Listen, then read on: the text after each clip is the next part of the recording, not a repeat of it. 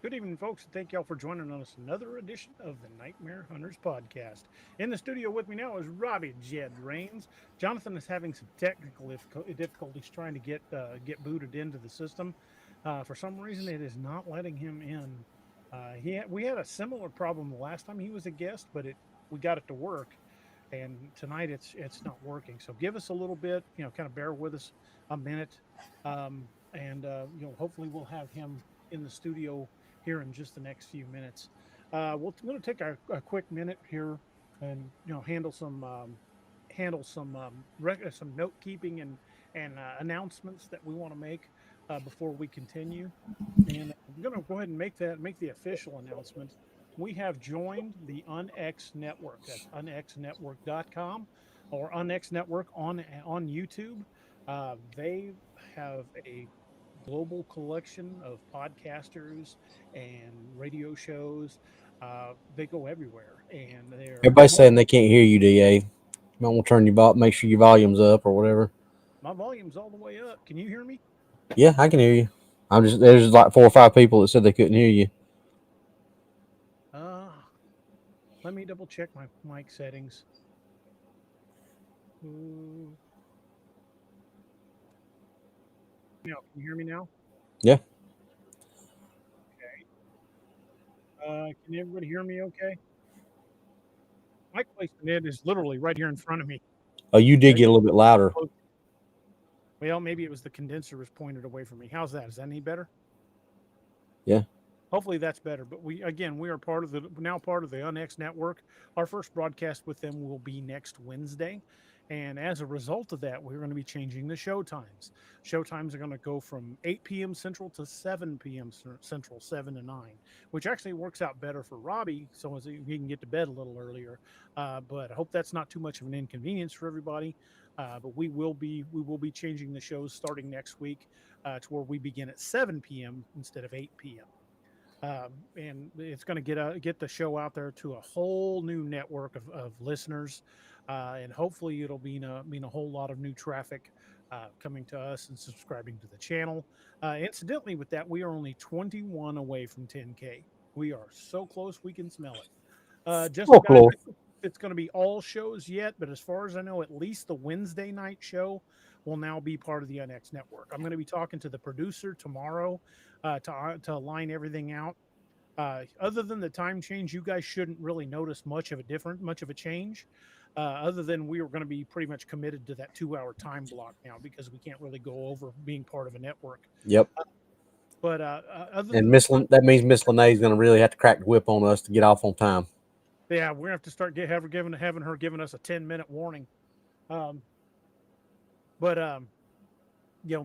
guys only changes that should really affect y'all will just be the time change. You should just get notifications that we're going live just like normal because we're still going to be broadcasting here on the Nightmare Hunter podcast channel on YouTube. But we're also going to be broadcasting onto the UNX Network. So I'm looking for this to be, onward and upward with big things to come. Jonathan's having all kinds of trouble. Well, you want me to read over while you were helping him? You want me to read over the timeline since a lot of people were asking us about that? Yeah.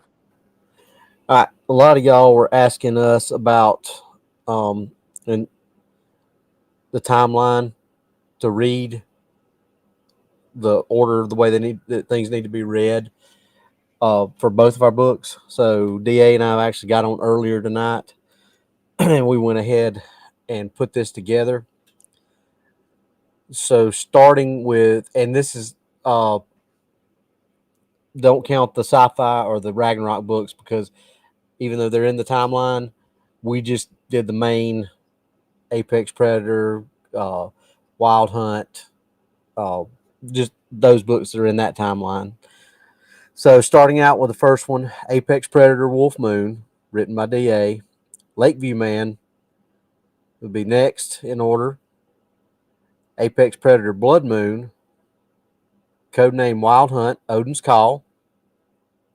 Apex Predator Hunter's Moon, codename Wild Hunt, Curse of the Wendigo. Lakeview Man First Duty, number 7. Number 8, Apex Predator Horn Moon. Number 9, codename Wild Hunt, Operation Blood Eagle. Number 10, Nightmare Hunter Uncanny Valley. Number 11, codename Wild Hunt, Operation Lily and Other Tales. Number 12, Lakeview Man Beast of Blunk Road. Number 13, Apex Predator Dark Moon. Number 14, codename Wild Hunt, Death in Dyatlov Pass. Now, that's where everything starts shifting. That's where things start merging, so to speak, because that's what started it. Number 15, Death Stalks Moon Valley. Number 16, Dark Frontiers First Hunt.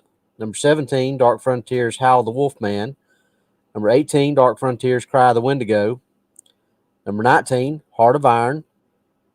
Number 20, Dark Frontiers Demon of Paladuro Canyon. Number 21, Shadow Walker's Silver Star, my first book. Then Shadow Walker's Creature of Scapor Swamp. Shadow Walker's Terror of the Wampus Cat is at number 23. Number 24, and it doesn't really matter if you read it in this order or not, but Howl the Night Wolf, because it's in canon, but it doesn't affect the timeline wherever you read it. You can read that anywhere, and it wouldn't affect the timeline.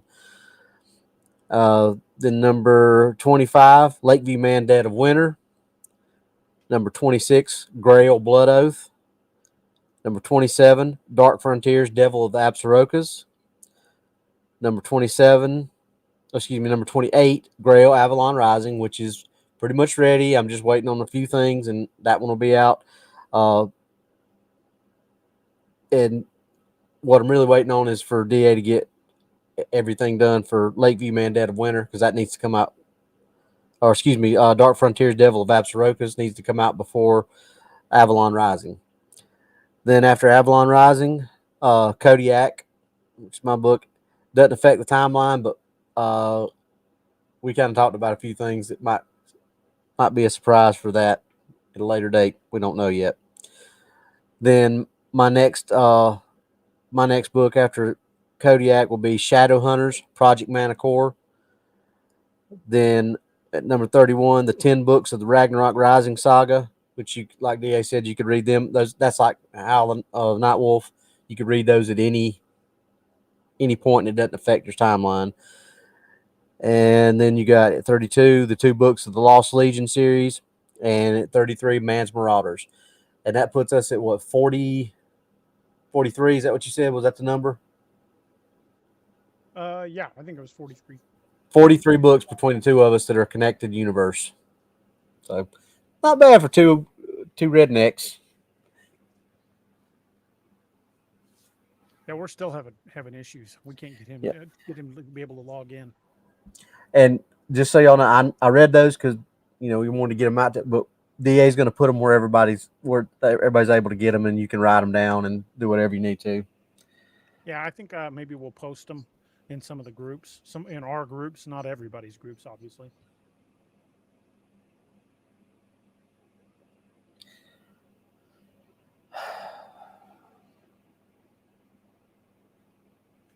Well, it's starting to look like we're not going to be able to get Jonathan in.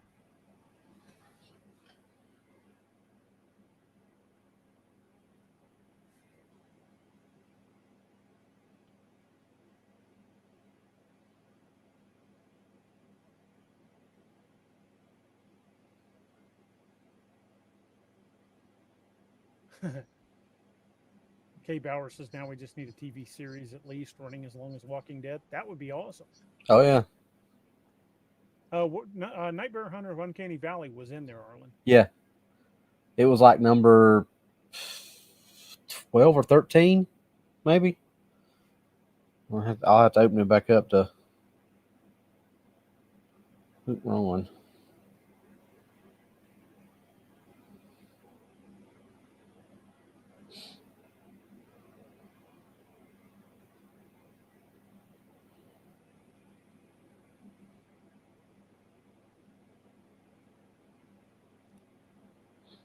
Yeah, it's in there. I can't remember which number it is.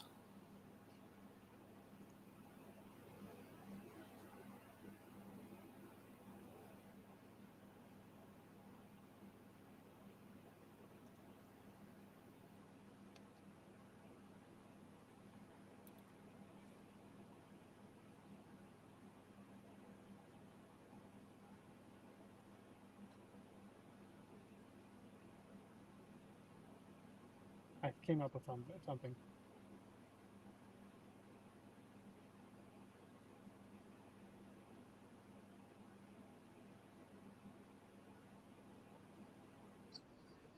Oh, there we go. There he is. I was just about to try something else. No, the last link you sent me worked fine. Thank God. I was about to send you a co-host link. It just make you a full-on co-host so you could just walk into the studio. But I don't know what's going on with this. I suspect demons. Yeah. Demons in the technology. You never know. Anyway, it's great to see you guys. You too, sir. Good to see you too. Glad you're back. Yeah, me too. It's always a pleasure to have you back, sir. So, I'm ready to roll anytime you are. Well, first off, I want to give you the floor to give you a second to, for those few who've had their head buried in the sand who may not be aware of who you are. And we've also got all of your links to jonathanmaberry.com. We've got those will be posted periodically through the show. But tell everybody a little bit about yourself, and we would love to hear those big announcements you've been holding on to. Okay. Hi, I'm Jonathan Maberry. I'm a New York Times best-selling author in a bunch of different genres: horror, science fiction, fantasy, thrillers, mysteries. I write comics for Marvel, IDW, Dark Horse, and other companies. I edit anthologies. I edit Weird Tales magazine. And I also am the president of the International Association of Media Tie-in Writers.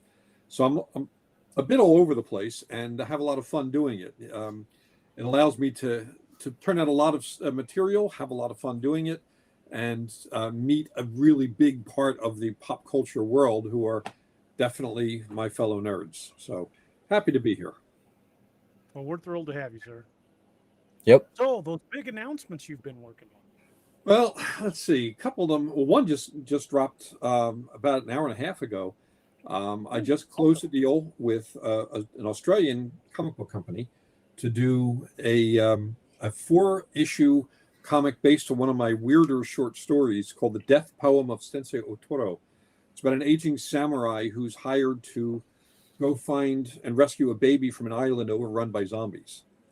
I think I remember reading that. Yeah, it was. I wrote it some years ago, and it was a favorite of mine. And the guys from IPI had come to Comic-Con one year, and we all went out for a drink after one of my panels, and they asked me to pitch. Of my close to 200 short stories, they wanted to know which ones I thought would make a great comic, and among them, I said Death Poem of Sensei Otoro. I've got a long background in martial arts, Japanese martial arts, 62 and a half years now. And, I've been doing not only jujitsu, but kenjutsu, which is Japanese swordplay. So my martial arts background will play a lot into that particular project. And we have a great art team. Another project that's going in interesting directions is my Rot and Ruin novel, which is it's tied with Patient Zero as my biggest selling novel. It's about growing up 14 years after the zombie apocalypse. So it's a second zombie bit of news. And Alcon Entertainment optioned it for film, and they have a script now. They have it in the hands of an astonishingly huge director. We don't know if he's going to sign for it yet, but he's reading it. And so you can't say which director? I can't, but maybe if your sixth sense is tingling, you might be able to figure it out. Um, but you didn't hear me say anything. So that's pretty big news, and So that's what could be happening. that's one thing that could be happening right now. So anyway, there's that, and then with the Joe Ledger thriller series of mine, the director of the John Wick films optioned that for TV, and he's been including me in a lot of the development process. Right now, though, they've had some discussions with a showrunner. That's where they're up to now. They're looking for a showrunner, and for people out there who don't know what that is, it's the head writer on a TV show. There's always a group of writers. Head writer kind of sets the tone and the vision for the show, working with the director, of course, and keeps the pace going and so on. And the one they interviewed, they said about 3 weeks ago, they said they talked to a showrunner who read the first couple of books and made a great preliminary pitch, and they loved it, and they won't tell me who it is, which is weird. It's the only thing that kept me out of right now. They won't tell me who it is because they want to surprise me, but if it doesn't work out, they also don't want to get me too excited ahead of time. So I have some suspicions that I'm not going to voice, but they said that I have almost certainly seen everything this guy has written for either TV or film, and that's a moderately short list of people that I've been comprehensively following. And so, are hoping to find that news out in the next week or two. And there's a bunch of other projects. There's one I still can't talk about because it hasn't been released, but a major film franchise. They were looking for someone to do the comic book tied to that film franchise, and also some original novels. And that deal is coming my way. In fact, the comic book deal is already signed. That'll be with Dark Horse, but again, I can't drop the name yet. But it is a very action-intensive movie series, so it'll be an action-intensive comic. And I've been contracted now. Yeah, and then I'll be contracted. I've been contracted rather for 2 6-issue stories, and then we're in pretty late development, late stages of a discussion about me writing some original novels set in that world as well. So things have been busy. Also, recently sold. Would do a graphic novel just about Mr. Church. Well, I have Mr. Church's origin story coming up in Red Empire next year, which is a lot of fun. Sweet. And my editor thinks it's the best book in the series, and so do a couple other folks who have read it. They said it's the best book in the series, which you always want to hear about your latest work, Definitely. But there is, we have our first Joe Ledger graphic novel out now. Joe Ledger and Violin, Hearts and Minds. It just came out a few weeks ago. I did not know that. I know I'm going to the comic book shop tomorrow. Well, it's not going to be there yet. What happened is they did a backer kit for it, Crystal Lake Publishing. And I wrote the script, and they just sent all the hardcover premium versions and the regular paperback out to the various backers. And sometime this week, I'll have a link I can put up for anyone who just wants to buy, the graphic novel directly from the publisher. I don't think it'll be in comic book stores. It was done as a in-house special project for them. Well, if you happen to think of it, please send me the link. I will. And they've already asked me to pitch the next one. So I basically told them, Joe Ledger and Violin in a office building with people infected by the Seyffeldine pathogen. So it's basically Die Hard with zombies. Nice. And so that's going to be just a hoot to write. And one other project I'm playing with that I can't give the name for yet, but there's a Swedish video game. I don't play video games, but I keep getting hired to work on projects associated with them. That is being developed for anime and produced for anime, rather. So actually in production. And I got hired to do a 4-issue prequel to it. So I'm working on that with Paul Pelletier, who's one of the great comic book artists of our age. And he and I are having an incredible amount of fun with that. So there's a whole bunch of new projects. I sold a novel, which to be written, still not written, about the Jersey Devil. So I'll be writing that sometime soon. My favorite cryptid. And what else is happening? Oh, yeah, my Necrotech series, the second book of which just came out. I saw that on your Facebook. Yeah, the Cold War, second in the series. And that is that series. We are in, again, advanced discussions for an anime and manga development of it with a Japanese company. So as soon as I can talk about that more freely, I will. But so those are all the things that are happening right now. And it's been wild and crazy because everywhere I turn around, there's a new project happening, and I think people figured out that I like to be busy, and Hey, when you're now a writer, that's the way you want to be. that it is a first world problem for sure. And I have a lot of writer friends who would, despite my martial arts skills, kill me if I complained about having this much work. And and it's weird to me because, I was a nonfiction writer for 35 years, and it was part-time work, and it was never enough to live on. I was a bodyguard, I was a bouncer, I was a college teacher for a while, jiu-jitsu master, had my own dojo. All those things You were were my kind day of the jobs. basis for John Wick. Uh, or Joe Ledger, but yeah, Joe Ledger. yeah, and but I was always also, credit card debt lingering over from family stuff. So when I sold my first novel, I sold it when I was 47. It came out when I was 48. When that book came out, I was broken in debt, and fiction changed the math for me. It completely changed my life. Certainly changed the life I'm able to provide for my family. And I just wish I had started fiction sooner. But in that 19 years, 19 and a half years since my first novel came out, I'm writing my 55th novel now. I'm close to my second 100th short story. I've done 30 runs of comics, including Marvel stuff, one of which, became the movie Black Panther Wakanda Forever is partly based on my run. I put Shuri in the armor, I put her up against Namor and so on in my comics. And all of that's happened in the last 19 years. It's freaky weird. I just wish I had started this part of my career when I was 20 rather than 48. Yeah, same here. I wish every day that I had started on mine sooner than 50 years old. Which I mean, like he said, and I've heard you say it on the show, it doesn't start until it's ready. Yep. But Yep. And Nope. it's funny, when I started, my beard was totally dark brown. So was my hair. So I think every one of these is either a deadline or a review. So, Well, I wish you all the success, sir, and I hope you're still writing books when you reach Cormac McCarthy's age.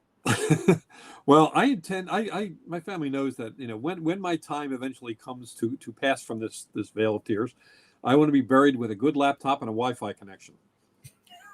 Is I will probably be writing in the afterlife. I have more ideas in my head than I will ever live long enough to write, and I have the next 8 novels already sold. I just haven't written them yet. So that's got to be a good feeling. Okay, this is what I got working on. Yeah, and it's a novel every 3 months. And my novels average between 140 to 160,000 words every 3 months, plus short stories. I do about 20 of them a year, plus comics, plus classes, plus appearances. So time management is if I have any superpower, I think it's time management. It sounds like it. Yeah, and I'm there, going to guess you drink a lot of coffee. I drink a lot of coffee. In fact, I even have a Joe Ledger coffee brand. Oh, really? Old Town Roasting Company in Orange County, California. The guy who owns it's a big fan of Joe Ledger. So we did a coffee brand that is also a charity fundraiser. There's the Joe Ledger Fresh Cup of Whoop Ass, which is a pretty good, solid, bold. It's like on the bolder side of medium blend. So it's a nice.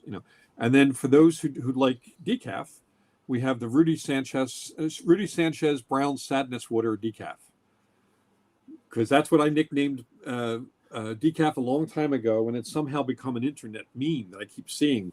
But Brown Sadness Water was what Rudy called it once. That's hilarious. Actually, what Joe called it once when Rudy was drinking it. I'm going to have to order some of that coffee just to try it. I Yeah, do like a good cup of coffee. Actually, the decaf is really good. It has we spent months going back and forth with different blends, and this one has notes of cocoa, nutmeg, and cinnamon, and so it's a really, really yummy blend. Since I at my age, I stopped drinking regular coffee at a certain time of the day, but I drink decaf the rest of the day, and I'm a big fan of those 2 blends of coffee. I'm definitely going to have to try them. Yeah. Since you were last on the show, I've got to tell you something that happened. Oh, sure. The story you told about your reality TV fixation with George Romero, I told that story to my wife, and I thought she was going to fall out of her chair laughing. She's like, "Are you serious? They're watching Yeah. Project Runway?" I'm like, Yeah. "Yeah, who knew?" Yeah, I mean, it shocked me when George asked if I would watch it, and I thought he was joking. And when I tell people, most often they think I'm joking, but no, that was a weekly thing with George. It was Project Runway. I I love that detail. That is so funny. Yeah, George was a very complex guy. You know, he had a lot of likes and dislikes, and was very sure of his opinions. And when he liked something, he really liked it, and when he didn't, he really didn't. So, I know guys like that. There's no middle ground either. I yeah. love it or hate it. Well, I mean, as because he's been criticized, he was criticized about that sometimes, and he said, "Look, I don't express an opinion until I've thought it through. So, you know, if I say something that I like or don't like, it's because I've given it thought and formed an actual opinion rather than just a knee jerk reaction. And you can't fault a guy for that, you know." Absolutely. Well, if you don't mind, I'm just going to jump into some of the questions. Oh, hit me. Well, first thing I want to know, and I know you've kind of hit on this kind of a little bit before, but how do you balance research and imagination when creating horror and speculative fiction? Well, I found that the real world is pretty scary. So that's one thing. And my grandmother, who was a wonderfully creepy old lady who believed in everything, werewolves, vampires, witches, all of it. Basically, Luna Lovegood is an old lady. And so she taught me about folklore, the folkloric versions of monsters, before I even encountered them in movies. I knew about the folkloric versions of vampires before I saw Dracula on TV for the first time. And the interesting thing was she started me on the research path back then, because even though she had a broad belief in things, she would not accept anything as gospel until she researched it. So she read a lot of science, a lot of anthropology, and even some archaeology to see what things science could explain. And then what couldn't be explained by science, she felt was supernatural. But even then, she thought the supernatural was just a part of our expanded world, what she called the larger world, that we just haven't learned how to quantify and measure yet. That's And the approach we take when we talk about it cryptids. and it makes sense. Yep. I mean, because if something happened, if somebody saw a ghost and they're a credible witness and you believe them, then they saw something. So Right. nothing impossible has ever happened. So therefore, if it is actually possible, if you know, and I think there's one of the scientists had a law about that. If it's happened, it's possible. If it's possible, there has to be an explanation. So, you know, just because we don't know it doesn't mean it's not there.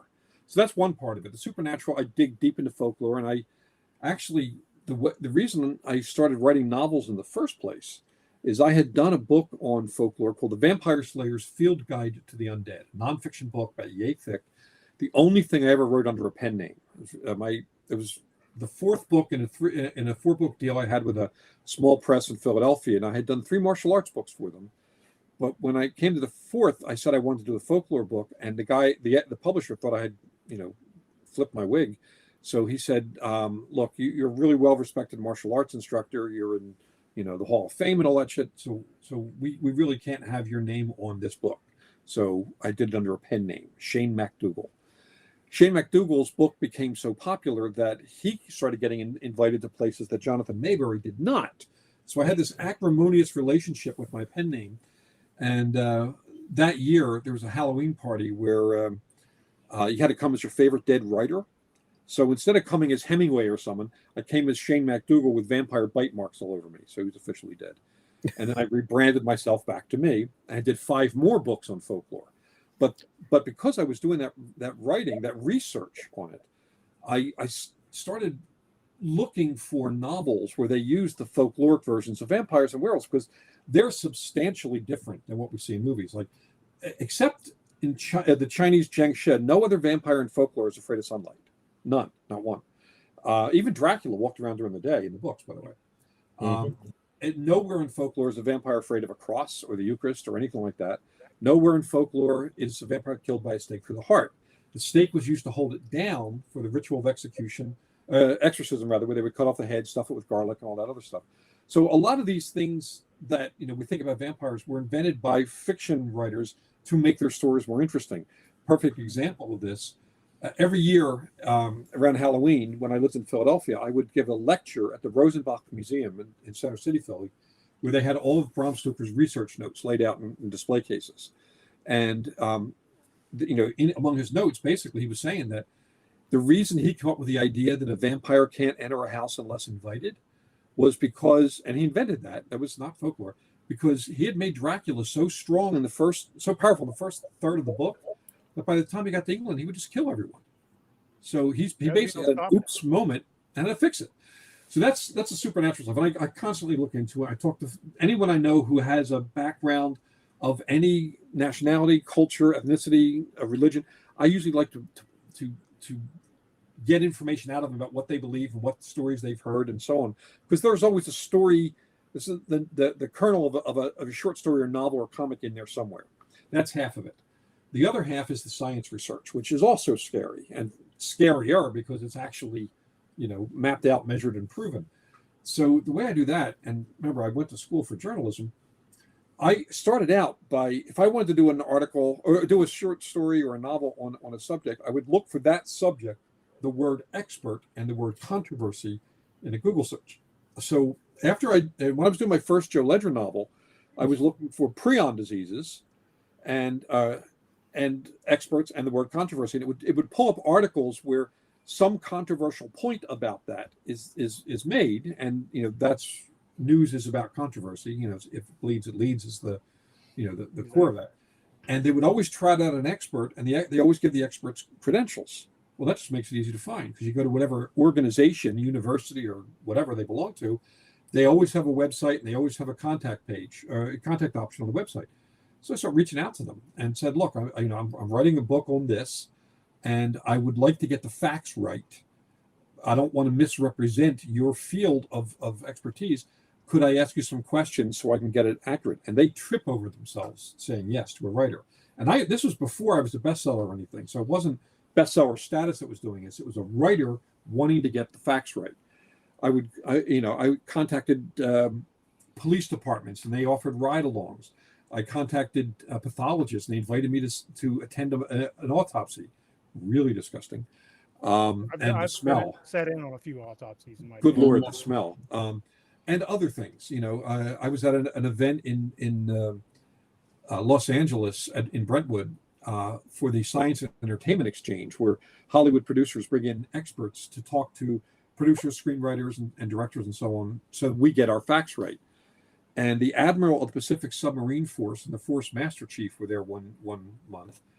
And, I asked a bunch of questions during the talk, and the Admiral just invited me out for a 6-hour trip on the USS Jimmy Carter, the nuclear sub. It's like, nice. Hell, And he said, would you be interested? And I was like, I'm interested right now.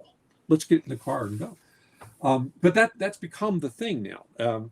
My favorite weird moment of research, though, I was doing the book, doing research for the second Joe Ledger book, Dragon Factory. And I needed to do with transgenics and so on. So I looked up again, transgenics experts in controversy, found some guys. And one of the questions I usually ask when I'm talking, there are two questions that I always ask, no matter what else I'm asking. Two questions I always ask when I'm talking to an expert. One, what don't I know enough about your field to even ask you?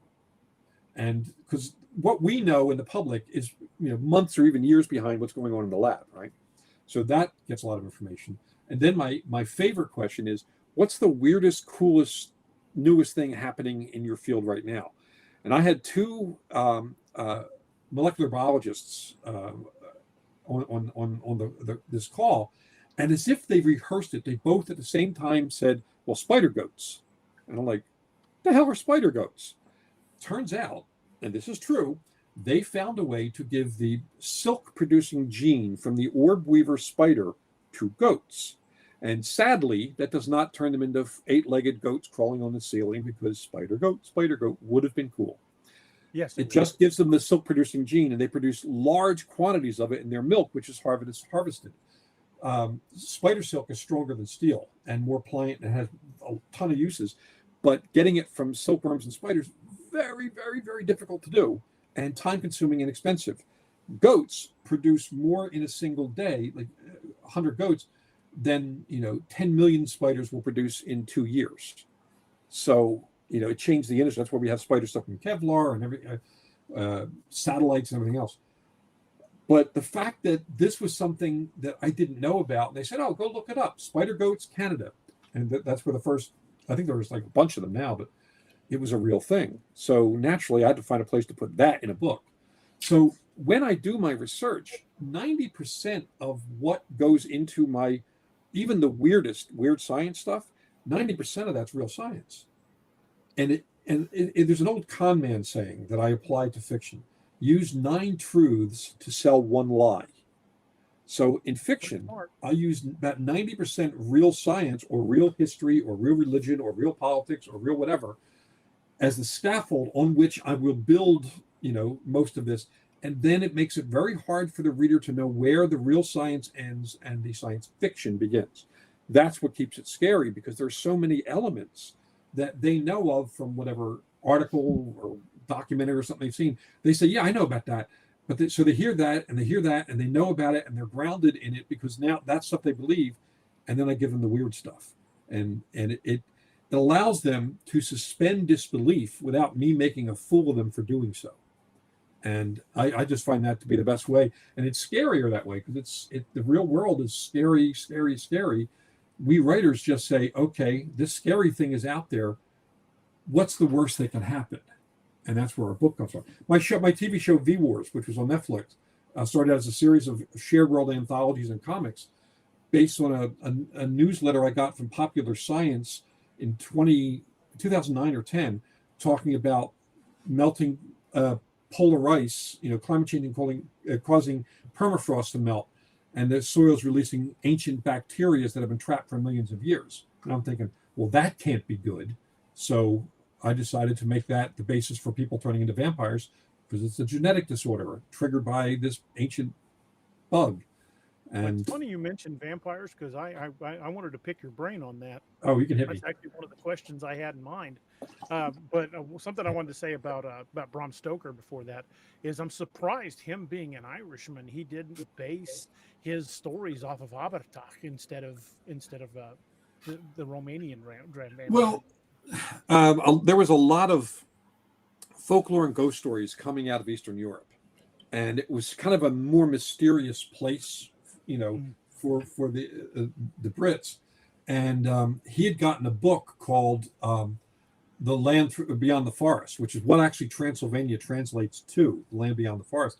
And there was so much rich folklore in there that he just borrowed it. He did not, however, base it on Vlad Dracul or Vlad Tepes. He did not. His original count was Italian, and then he made him Hungarian, and then he made him Transylvanian, because he kept refining what would make that mysterious. Because it's interesting, Romania, which is where Transylvania is, has no vampire legends in it. They're all ghosts. They are pernicious ghosts. So they're like, their way of explaining sudden infant death syndrome was the strigoi, a vampire spirit, a ghostly, invisible spirit that would come and either spread disease or take life from. And, with sudden infant death syndrome, you put a healthy baby to bed and it dies. And it makes no sense. What's the difference between the strigoi and the moroi? The strigoi is a little closer to a witch type thing. So it's kind of a witch vampire ghost thing. The moroi is more just like ghostly ghost. So it depends on which part of Romania you hear the story, because it will then be a slightly different version. Just like in America, we have cryptids all over the place. You have 20 different lake monsters in America. Each region adds its own folklore to it. And a lot of times, the more ancient cultures in Romania or wherever, just like the more ancient Native American cultures here, will influence. So you have Bigfoot, you also have Sasquatch, you also have Wendigo, and so on. The Shampi, the Shite, all of which are variations of the same thing, the same Bigfoot thing. But because it's flavored through local custom and local traditions, it gives it a more that unique flavor.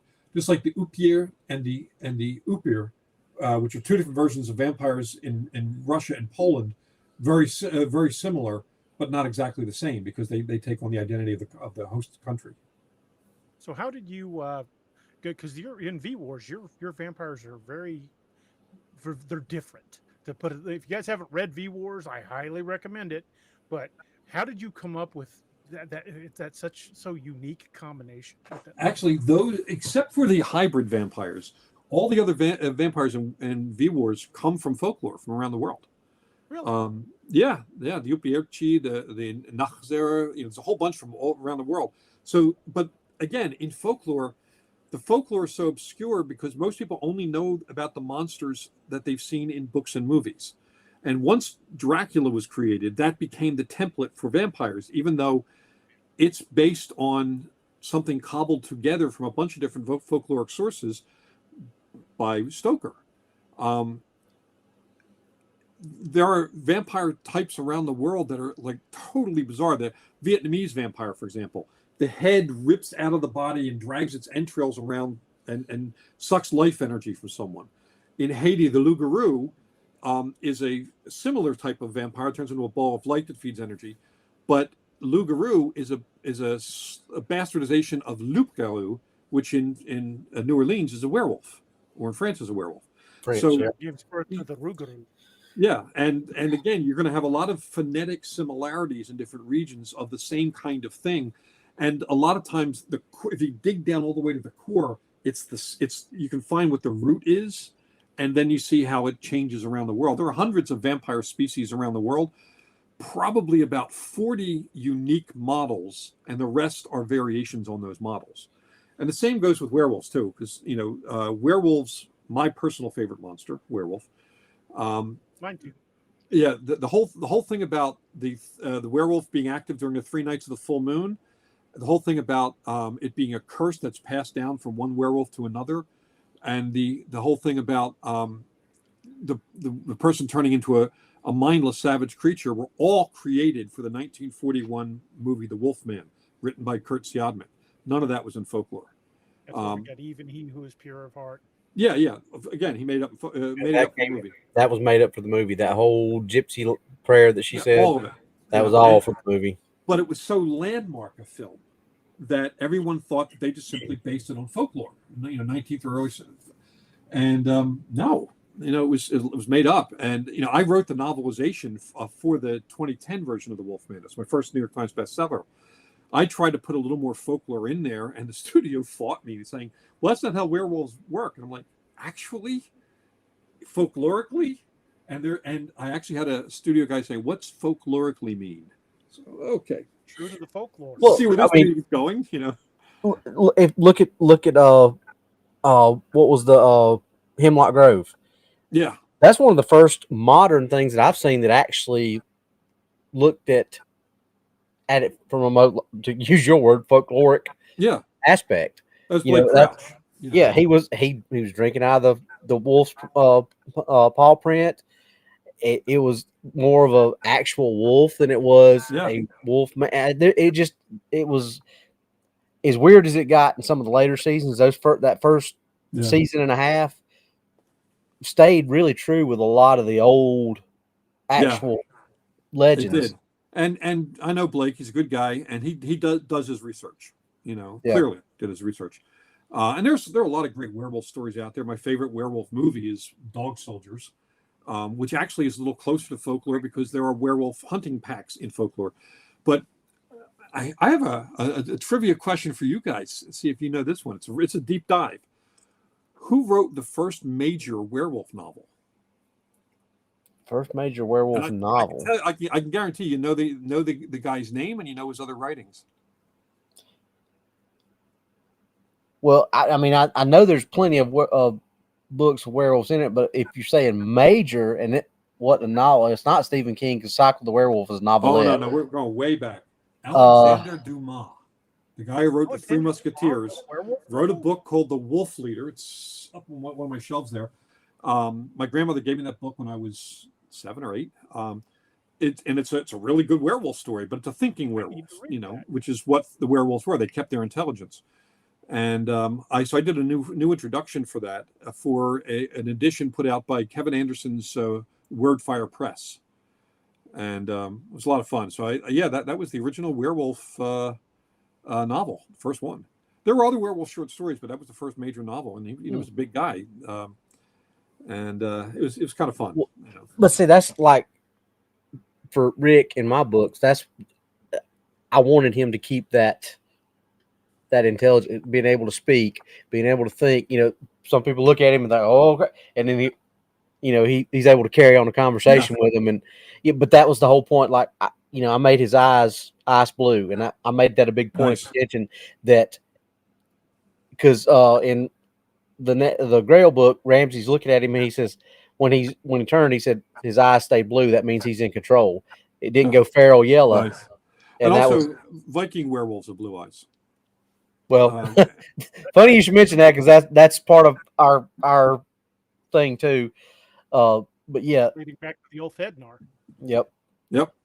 So, but that was an important thing to me, was to get, and that was what DA and I talked about. Like I said, when I was getting ready to start writing it, I was like, I don't want it to be one of these cookie cutter werewolf books that yes, he got turned because he got bit, but that's pretty much where the similarities with the modern Hollywood werewolf and mine stopped. Was he had to go through the first transformation, and that first transformation, if he killed somebody, he was going to be pretty much lost. Yeah. That was where he had to do the right thing and fight, and it was all about that, based on the two wolves, the Cherokee parable. Yep. Everybody's got two wolves tied up. Which one lives? Yep. The one you feed. So it was all based on that, about the choices he had to make to either give in and let this thing control him, or take control of it and go in the direction that he knew he needed to. And it was important to kind of make my own.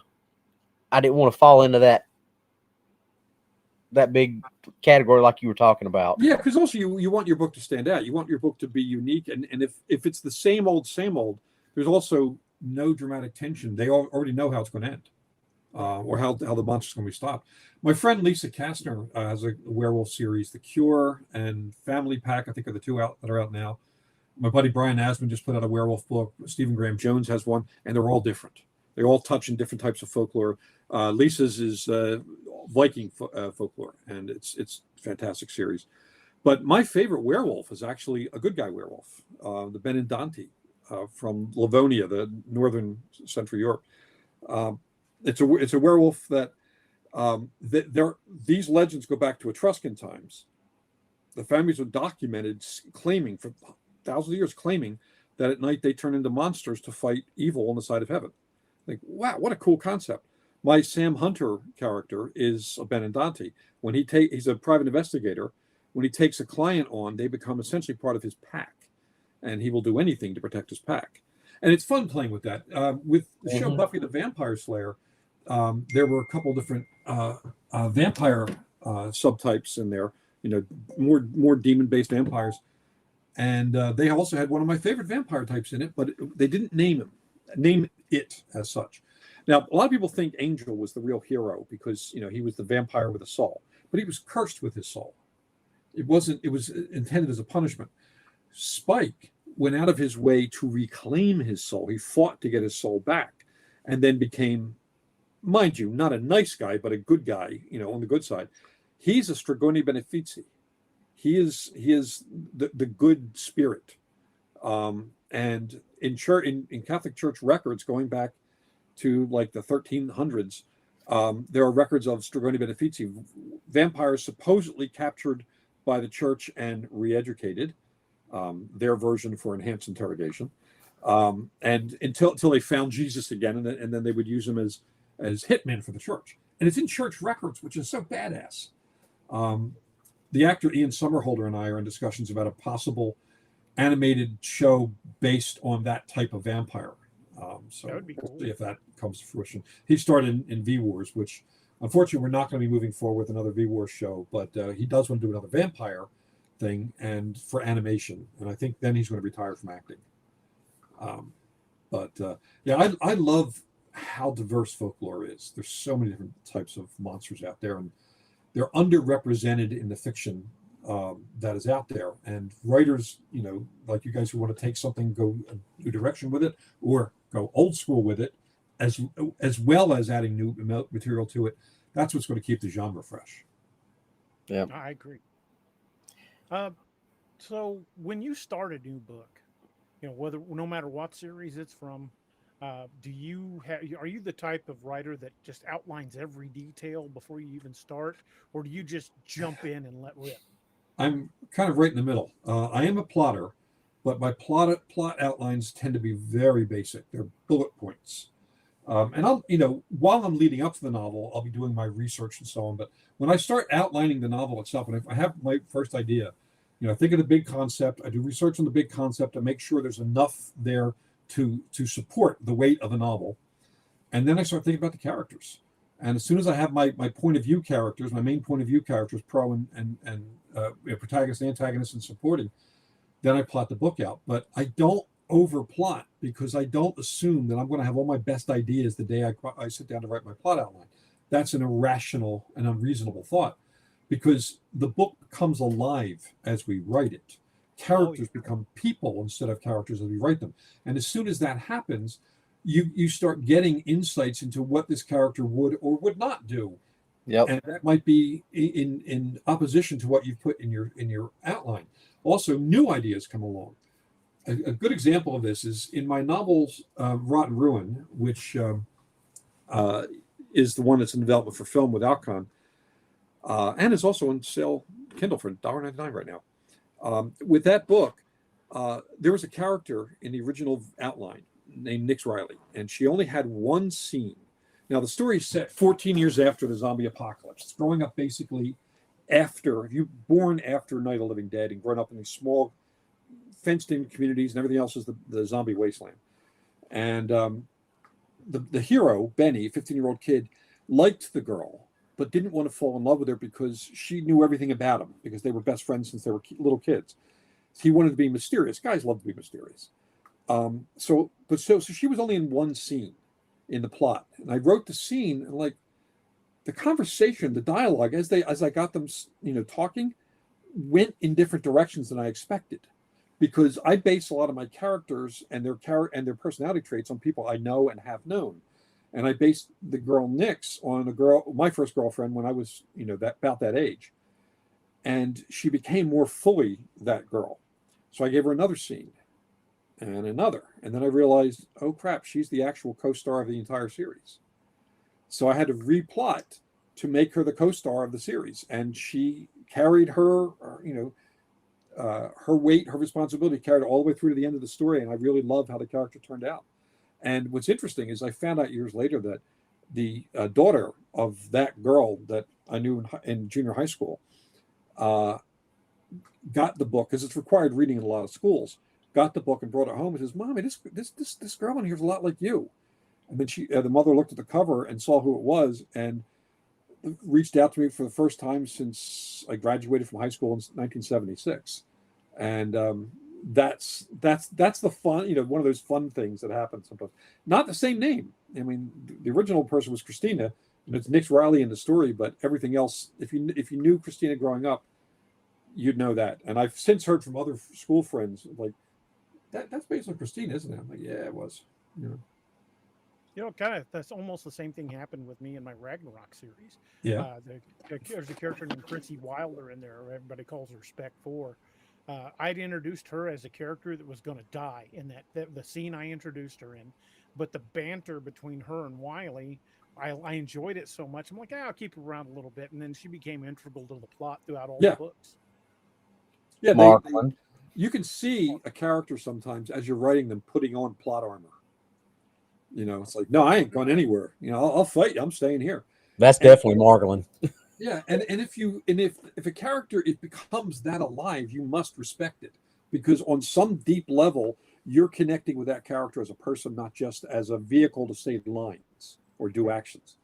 And it's really, really fun to do. So with my outline, I view outlines like this. They're a trellis on which you are going to grow, say, climbing roses. The trellis will make them grow up, and they'll get to the point where they are now a full trellis of roses. That's kind of your rough outline. There's some details about how to cultivate and grow and prune and all that stuff that are the framework, but you can never predict how those roses are actually going to grow. You can't even fully predict how a bonsai is going to develop, even though you trim it, because it will. You still have to. It's going to go where it's going to go, following the growth path of least resistance and most nutrition. So it's going to grow in its own unique way, and you have to let it. Yeah. That's the organic process of writing. And I also use a couple of tricks that I picked up along the way. I was on a panel years ago with Dean Koontz, and he often talks about his literary idol, who was Faulkner. And one of the tricks Faulkner used to do is he'd start a story, like he'd outline a story, like 3 or 4 bullet points, similar to what I do. And he would start the story, and then he would, once he had the tone down, he'd jump forward and write the ending. Then he'd back up and aim at the ending. And that way he would waste very little time writing scenes that were too tangential to actually serve the plot, and stuff that sometimes we self-indulgently write because we like a character or like a scene or just want to write an action scene. But if it doesn't serve the story, it doesn't belong in the story. So he was preventing himself from having to kill any of his darlings by simply aiming at the ending he'd already written. And of course, once he gets to the ending, he would modify it to fit whatever changes happen along the way. And Koontz said he did that, and his speed doubled. I did that, and my speed actually came close to tripling. I used to take me 3 or 4 days to write a short story. Now it's a day. It used to take me a year to write a novel. Now it's 3 months. So it really worked for me, and it keeps me focused too. I might have to try that. It's one of those things that sounds like it's too easy to work, but it is actually that effective. And what I always tell people is when I start a novel, I have a plot in mind. I've got the framework of my plot, and then I introduce my characters, and occasionally they let me actually get there. Yeah. One of the things David Morrell, the creator of Rambo, great writer, good friend, does is he'll interview his characters about their lives, and as if he's interviewing the real people in that story. And the interview does not appear in the novel. It's just his way of getting to know them and to know their personality. I do something similar. I write little character bios on each of them. Yeah. Like their birthday, their favorite food. I've got a notebook full of that stuff. And there's I'm not a big fan of writing books, but there's one I absolutely love. Which is over there. Actually, let me grab a copy of it. Hold on, I have a copy right here.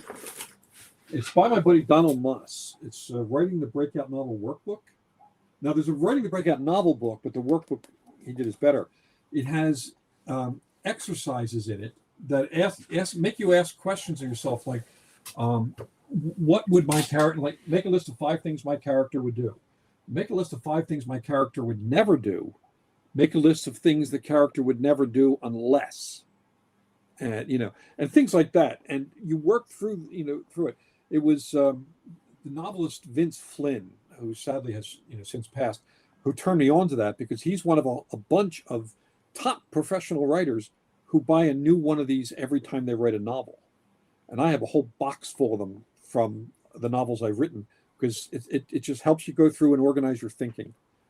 What was that book called again? It's called Writing the Breakout Novel Workbook by Donald Moss, and he's Jim Butcher's literary agent. Great guy too. He gives fantastic workshops. But I'm probably responsible for building an extra wing on his house for the number of copies that students of mine have bought over the years, and people from workshops and so on. It's my favorite writing book ever. I mean, by a mile, with nothing even close behind it. Yeah, it's great. What else we got? So when you're writing about any type of monster that you write about, and you may have answered this in a different way, but how do you make them feel more grounded and more realistic? Whether you believe they exist or not, how do you navigate that to say, okay, I believe werewolves real, but I don't believe vampires real, but I need to make both of them feel real to my reader? How do you navigate that? Well, there's a couple of different things. One, a monster does not exist without a reason. So what's the reason? What's its motivation? It's like an acting question. What's its motivation? What's its worldview? A villain, the same thing. What's its worldview? What does it want from and why is it doing these things if not to accomplish a certain goal? If it's just feeding, okay, fine. But even within the process of feeding, like a werewolf would do, you look at wolves, you look at their feeding patterns, and you also look at lone wolves who've been kicked out of a pack. They have different feeding patterns. They don't have the group dynamic of hunting. They got to do it differently. So the more they're alone, the more aberrant they become. And as it becomes aberrant from the norm, that gives you the opportunity for adding new elements to it, which is where the writers come in. If it's Godzilla stomping through something, there has to be a reason. Godzilla -1, they didn't explore that as much, but they explored the motivations of monster hunters. But in the TV show Monarch, they showed that Godzilla was basically pissed off about nuclear testing. They tried to kill it with a nuke. All they did was make it stronger. And why should it be all that warm and fuzzy about, stomping around on the cities of the people who tried to kill it? That's one of my favorite monster movie, giant monster movie is Gorgo, because the character motivation is so clear. If you've never seen this movie, an old 50s or 60s movie, a couple of guys capture a giant monster, kaiju, off the coast of Wales and bring it to England, put it in Piccadilly Circus, pay people to come, people pay to come see it. And, and so on. It's a big, terrifying thing. Then you find out it's an infant. A tiny infant. It's baby. And mom is coming and she's pissed. She's Godzilla sized and she stomps London flat, takes the baby and goes the hell home. Nothing can stop her. I love that movie. The motivations are there. If you read Frankenstein, the monster, he was created as an experiment, and Frankenstein didn't give a crap about what that character might think or feel. He just wanted to play God.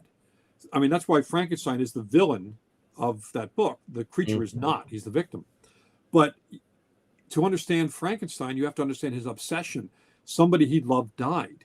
He's broken. He's trapped in that moment of grief all through his life. He wants to bring his younger brother back. If he can't do it with his actual younger brother, he wants to break death so that nobody else has to go what he went through. It's a noble calling, but the way he goes about it is all wrong because it's forced him into a kind of a sociopathic view of society where everything he does for this noble cause is worth it. It's the cost of getting to, solving death. He doesn't see the villainy of it. He doesn't see the horror. Even all through the book, he's doing horrible things to people, and the monster's just trying to understand why he exists. And is he going to be alone? Is that his doom to be alone? What did he do to be damned like that? So with any monster, you have to get inside and figure out what is it they want. Are they hungry? Are they offended? Have they been hurt or attacked? Are they trying to communicate and can't? What is it that they need? And then it doesn't make them, just because you understand that, it also doesn't make them less scary. I mean, Mama Gorgo coming to London killed a lot of Londoners and destroyed the city, but she had a purpose, So, I mean, she's the good guy, but a lot of innocent people got hurt because some bad guys did something that offended her family, Well, that's kind of like the ant analogy they used in the modern Godzilla. Yeah. He was trying to protect the whole Earth, but in doing so, he's going to step on a few ants. Yeah. He's supposed to feel sorry about those few ants. Yeah, same thing. We know that forest fires replenish a forest because the charcoal and ash rebuilds the soil and the bios, but it kills a lot of animals and people. Yep. So one of the things about nature is older than our concepts of good and evil. It is an error for us to apply the concepts of good and evil to nature. Like a tornado, a hurricane, a disease outbreak that is from a natural mutation, none of that is actually evil. The asteroid that destroyed the dinosaurs wasn't evil. It was nature being nature. This is what nature does. We ascribe good and evil to it. So a lot of times the opposition between the protagonist characters and the monster is an unbalanced one, as in Frankenstein, as in a lot of stories where we don't understand what it is. Therefore we fear it. Therefore we must destroy it because we're afraid it's going to do something for us. And that puts a lot of horror fiction in a morally gray area, and that's my favorite place to write. And it's probably yours too. And a lot of other, writers who care about their fiction are not going to do a spotless hero and a totally vile villain. They've got to have dimension. One of my favorite lines that kind of informs the human villain viewpoint, despite the issues I and a lot of people have with Joss Whedon, now that we've learned about his personal nature, he was a great writer. And he did a show, a 3-episode show called Dr. Horrible's Sing-Along Blog. I don't know if you've ever seen this. It's Nathan Fillion, Felicia Day, and Neil Patrick Harris. It's a superhero, supervillain comedy musical. It's fantastic. And Dr. Horrible is this young guy who's trying to get into the evil league of evil. He's trying to be evil enough, trying to be seen to be evil enough. He's not really, though. He's damaged. And there's a line, he's doing this video blog he does when he answers questions, to the fake viewers, where he said, and I can't remember the exact quote, but it's something along the lines of, the world is broken and I need to fix it. Not the world is broken and it needs to be fixed. When you get to a certain level of obsession, you need to fix it. So therefore, if the world is broken and he takes on the responsibility of having to fix it, anything that is done to fix it is therefore appropriate. That's, it's a damaged form of empathy where empathy goes into psychopathy.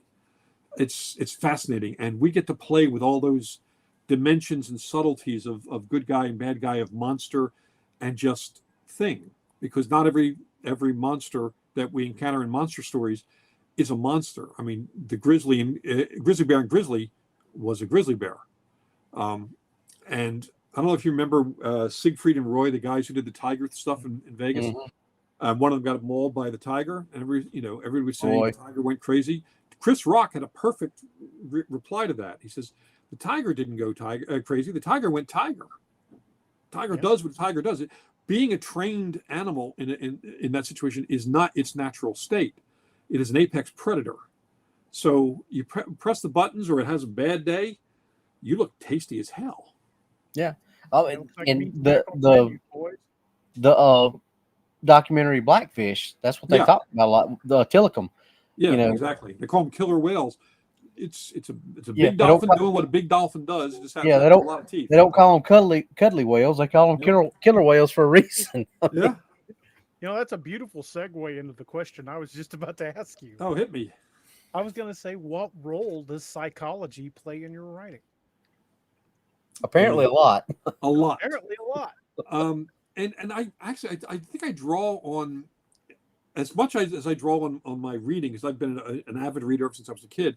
I draw a lot on my martial arts too. I was a bodyguard for years, and sometimes the person you're protecting may have actually caused the problem that resulted in them being threatened, but your job is to protect them and you not to judge them. And it's a difficult place, because there was one, I won't name the name, famous band. There was a guy who was trying to do harm, and actually he fired a gun at us, and bullet damn near hit me.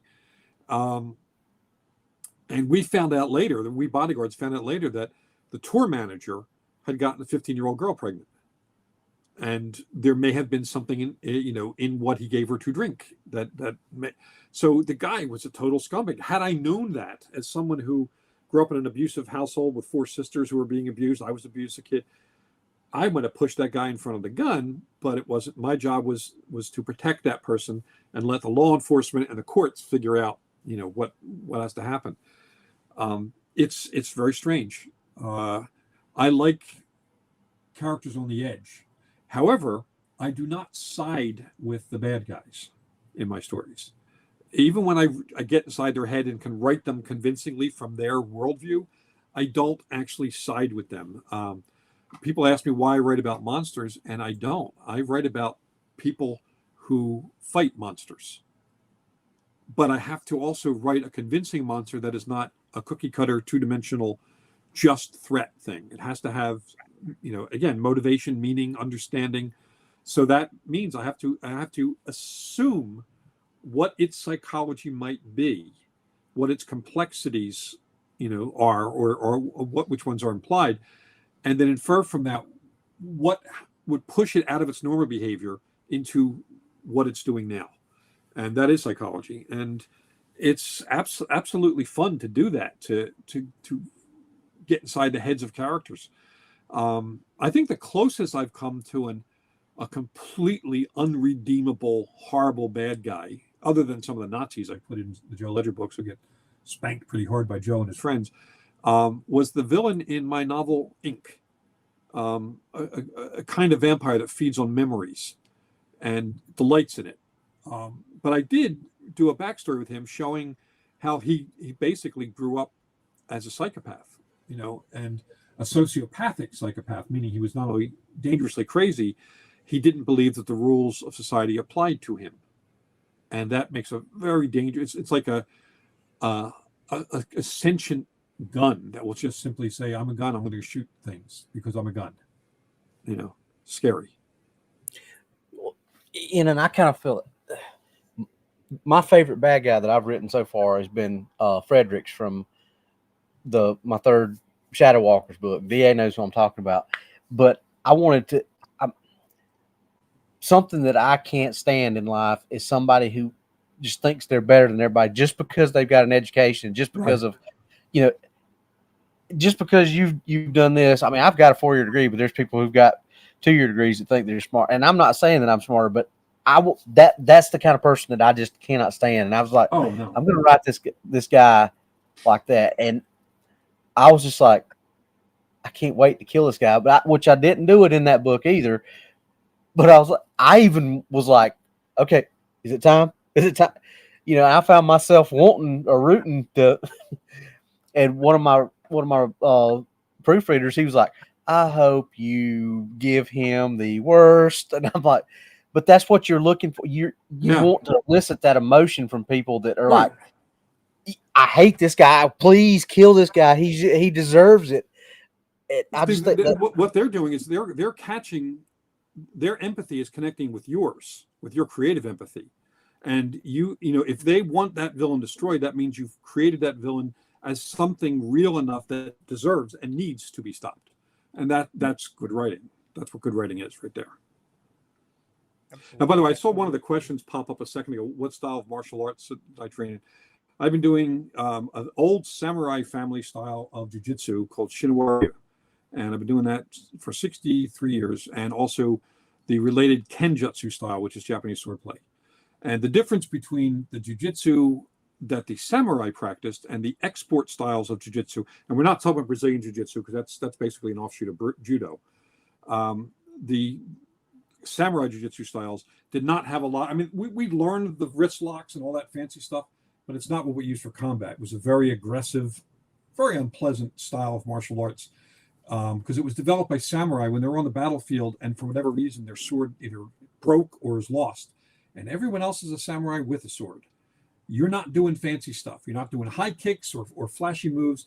You're doing whatever's going to get you out of their lives. So it's physics, physiology, anatomy, and psychology all packed into that art. And Japanese it is Krav Maga. With a slightly bigger array of weapons, yeah. And it was a lot of fun. The family style, the Shinawara family style, they were samurai protecting trading vessels. So even their sword play was short range because you don't want to swing a sword wide and start cutting lines on a ship. It's all short range stuff. So, we were all trained to be short range fighters. And one of the fun things about it is I'm a big guy. I'm 6'4", I'm built like a bear. Our instructor, who's a little guy, trained all the big guys in class to be fast because they never expect the big guy to be fast. They expect us to be strong. They never expect us to be fast. So we were drilled constantly on speed, fast. And that saved my ass a number of times as a bodyguard. And also I worked for 5 years as a bouncer in a really terrible club. I've bounced around a few clubs in the area. Yeah. Me too. I worked at a strip club. I was hired by one of the dancers. And I got to hate my fellow men within about 2 weeks because they'd come in there, they have wives and stuff at home, they come in there, they get drunk, and they think that because a woman is taking her clothes off professionally on a stage, that means they're allowed to touch. And my job was to disabuse them of that notion in whatever way I felt best. I became the head bouncer there. And we were fighting 3 to 5 times a week, every week for 5 years. But I now give all that fighting. Humanity. Spend a decade as a corrections officer. Yeah, I have a bunch of friends who have done that sort of stuff. You guys are crazy. that's some badass work. Not only was I a CO, I spent 3.5 years on the riot team. Oh shit. So yeah, I got scars and aches and pains aplenty. Yeah, I've got a meat cleaver scar, chopped in the shoulder, stabbed in the stomach with an ice pick, got a slash across my forearm, ice pick, a screwdriver, sharpened screwdriver driven into my thigh bone. Lots of fun. The worst was definitely the meat cleaver, because that'll pretty much spoil the rest of your season. Oh yeah. The worst for me was when a guy back in 2012 almost stomped my skull in. Oh, yikes! Hadn't been for another officer there, he'd probably killed. Yeah, and if it hadn't been for the guy, my partner, I would have bled out after that meat cleaver thing. But luck is on our side a little bit. But the upside, I mean, those things are better anecdotes than they are memories. So I give those to my characters. Joe Ledger, a lot of his fighting stuff comes from the practical stuff that I've used, and I've also done. I've had a lot of gigs teaching SWAT and special forces a certain type of hand-to-hand threat resolution scenario stuff. And so I've worked with SEALs and I've worked with Delta, and I've done a lot of stuff with SWAT. It's fun. And some of the special ops guys and the SWAT guys, after training, we'd all go out for pizza and beer, and they would tell stories. And boy, military people, prison guards, EMTs, and emergency room people and cops all have the great stories. And they're all polished. Most of them are not fit to be told online, though. No, so some of the times after we'd be out and they'd be telling me these stories, which I'd be thinking, I'd all be rewriting them in my head while they're talking so I can give them to Joe Ledger. Might get a call next day and it's like, well, that one thing I told you about, maybe not use that because I probably wasn't clear to tell you that. I'm like, okay. Yep. That's why I like using my own stories in mine, because I'm like, I know I'm clear to use them. So, well, that first scene in Lakeview Man where the Clark responds to a call, that's based on a call I went on. Yep. There you go. Actually, the location and the names are changed to protect the guilty. Yeah, there are a couple of fight scenes in Joe Ledger that are mine, but also some are others. One is actually a fight scene from an anecdote told me by Eric Haney, the guy who co-founded Delta Force. And I gave that to Joe Ledger in the first Joe Ledger novel. I mean, Charlie Beckwith. Yeah. Well, you remember? Yeah, they're both great guys. You remember in Silver Star DA where right after Rick gets back to work and he goes and helps Pickens City out and he gets the guy out of the car, and I said the guy's name. I pulled this guy's name out of somebody that I had dealt with years and years and years and years ago. Didn't think anything about it. Lance is reading the story. He's like, "Did you mean such and such from something?" I'm like, "Yeah." He's like, "That's my cousin." And I'm like, crap. I never thought in a million years anybody would ever recognize that name. Yeah. It put it in there just because it just popped in my head. I'm like, oh yeah, him. That's perfect. Well, I've even had that happen with celebrities. I at the end of one of the Joe Ledger books, one of the celebrities rescued from a cruise ship where there's a big, attack is Bono from U2. So I put him in a scene. He's having a cup of tea with Joe Ledger on the plane home. And, about, 7 years later, I hear from him, that somebody gave him the book and he thought it was a great scene. And he said, thanks, mate, for doing a good job with it. It's like, wow, that's really cool. But also there are people in my books who a lot of people I've asked if I could use them, including some celebrity friends. In my third novel, Badman Rising, because of my first novel, I had started doing a lot of panels at horror conventions. And I met a lot of horror folks. And since third book dealt with a horror festival in this small town, I wanted to have real guests there. So I asked Sean Gunn, who at the time was just known for Slither and the screenplay for the remake of Dawn of the Dead, long before he became Guardians of the Galaxy and DC and everything else. He's in there. My buddy Tom Savini, the makeup effects guy's in there. Ken Faree, who started the original Dawn of the Dead, is in there. Steve Susko, Joe Bob Briggs, and a whole bunch of other folks. All Brink Stevens and Debbie Rochon, the Scream Queens, all people I knew or friends with. And I asked if I could put them in the book, and they all said yes. And I gave them all action scenes, so it was kind of fun. That's awesome. Yeah. Hope they liked it. Oh yeah, yeah. In fact, in my novel Fall of Night, I had a contest online to ask how people would like to be killed in the zombie apocalypse. And the comedian Tom Segura entered that contest.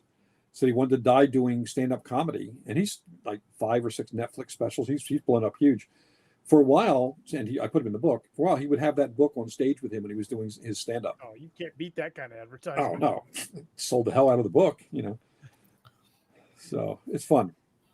So I have a more serious question for you. It'll hit me. Okay. And everybody's got one. I know Robbie's got one. I've got one. For you, out of all of your body of work, 55 plus novels, 200 plus short stories, all these comics, what is the one scene that still haunts you that you wrote? Haunts me in a good way? That was the hardest on you to write, that took Oh. the most emotional toll on you? Well, that's easy, because in the Joe Ledger series, he talks about the thing that started him on his path to becoming who he was, the damage that he went through. He and his girlfriend had been attacked. He was beaten unconscious by a group of teenagers. She was sexually assaulted, and then later on, she committed suicide as a result of it.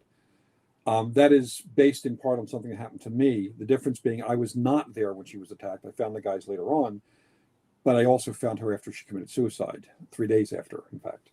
And that changed me. Now, the difference between Joe Ledger and I, he became psychologically fractured because of it, because he had no structure of support around him. I was already studying martial arts because I was an abused child, and I was studying martial arts in Sly, with my next door neighbor and his dad. My best friend lived next door, and his dad. So that I always had that, even when the abuse was at its worst, I always had that structure of keeping myself together to be able to endure and to have the optimism that I will get beyond. Joe didn't have that, and I've met other people who have gone through traumas who didn't have something to give them stability. And some my brother came back from Vietnam after several tours, totally screwed in the head, and became a drug addict for many, many years, and he eventually committed suicide as a result of PTSD. So I've seen the effect, on different people. Sometimes we're fortunate in weird ways. I had the martial arts to keep me sane, and I went through a lot of things in my life.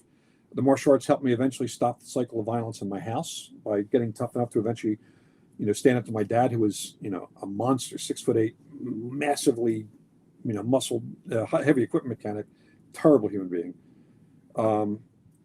Martial arts helped me with that, helped me protect my sisters and myself.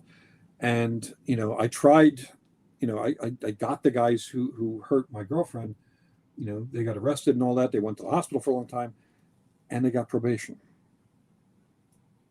And I'm at the part now in the Joe Ledger series. We're up to book 16 that I'll be writing in a few months, where he now knows the names of those boys who attacked them. And I'm waiting for the readers to kind of give me their opinions on what they think Joe should actually do, because these guys are no longer teenagers. They're married with families and kids, but they've done an evil thing. Doesn't absolve them. It doesn't absolve them, but there are people who have done evil things who have gone through redemption. I'm not necessarily religious redemption, but a redemptive process to and become better people. But also, if you take the guy out, you're also destroying their family. The kids who don't know this about their dad. Yep. So it's a very tough and not easy moral question to solve. And I'm not sharing yet what I plan to do with the series, with that plot line. I've been teasing it out for about 3 books now, and I've got about another, probably book 17 is where I'll actually resolve it. I know what I'm going to do, and I'm curious to see what the readers think, what their opinions might be. Yeah, that is kind of a tough one. I mean, yep. At what point, what line does he cross, or does he cross it? That, and there'll be some conversations with him and his best friend. And this is one of the reasons I gave him a best friend who's a psychiatrist, a trauma psychiatrist, because they've had a lot of key conversations throughout the entire series about how violence always leaves a mark and what that means and what that does. And, how do you respond to certain things if you know that even if you're seeking justice, you'll also do harm? How do you manage that? And there is no easy answer to that question. We all like to think that we go out there and just mop the floor with the guy and that would be it. But the violence is that is going to echo through the lives of everyone around that person, that situation. And also, if I had gone further with the guys who attacked my girlfriend and killed them, I would have been probably going to jail. Almost certainly going to jail. So that would have destroyed my life, the lives of my family. And yet it would have been a just act from a certain perspective. So that's the most difficult thing I've had to write. Yeah, there's a lot of people don't understand that there is a huge difference between what is legal and what is just. Yeah. And that's an argument they've been having since about the time we crawled out of the trees.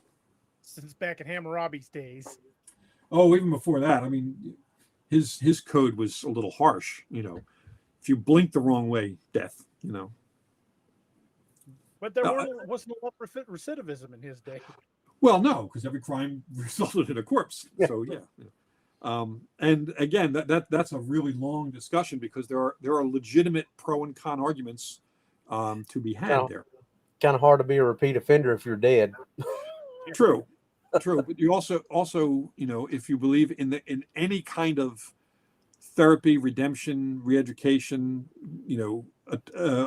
good works to change that denies that opportunity for someone to try and do better in the world. I'm not the kind of person who says, like there are times I'm all for the death penalty at times. Multiple like child molesters and that sort of thing, I got no sympathy at all. Yeah, I feel there's some things no coming back from. Yeah, like I think Hannibal Lecter, for example, why keep that guy in a cage? You're not going to change him. Yeah. But other people, there are people we know in our pop culture world who have committed crimes in the past. A lot of singers and actors have had, stuff in their past, and some of them have gotten past it and become good people. Bruce Springsteen was not a criminal, but when he was younger, he was actually kind of an ass.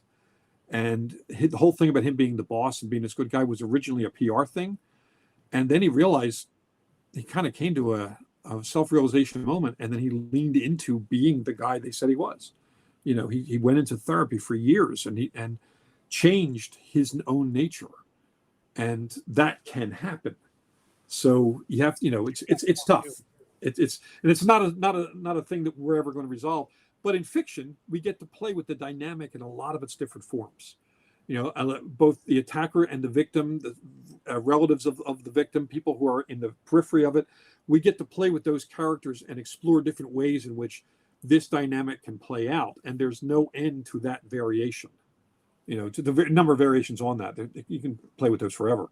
And I think that's one of the reasons we like monster stories, because monsters become an idealized version of a villain that we can kill. So we have that cleaner, more tidy third act that real life does not always afford us. I think that's the most cathartic reason to write zombies, because it just really, there's no redeeming them. You just put them down. Yeah. Though, in my Rotten Ruins series, one of the things I make a point of saying is you should still respect the person they were. Don't kill them in some way that is humiliating. Even though they can't feel it, you can. And that's its own kind of abuse. You may have to kill an enemy if you're at war with it, but it doesn't mean that they're a bad person. Zombies have no good or evil. They're just a machine driven by whatever parasite or whatever. So to end that threat makes sense. To do it in a way that is degrading to the person that the zombie once was is not okay. And that became one of the biggest selling points of the Rotten Ruin book. That, you know, it's respect for life even after death, respect for people. And yeah, mind you, I still like zombie movies where they're out killing a bunch of zombies. I'm still a pop culture nerd, but at the same time, the respect for what had been a person is going, you know, plays in all 7 of the Rotten Ruin books, and will certainly be a factor in the movie. Kay Bowers had a question. He says, "How do I know if I have enough of a story to write one? And having never tried writing professionally, should I even try?" Well, start with the second question first. Yes, you should absolutely try. I think everyone has at least one good novel or one good story in them, and they should write it. And often, by trying to write it, you learn how to write it. We teach ourselves how to write by writing.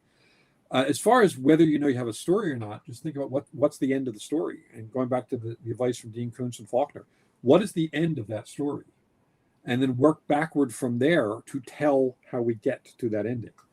A lot of times, when somebody has a concept, but a concept is just a moment of something. It is not the full story.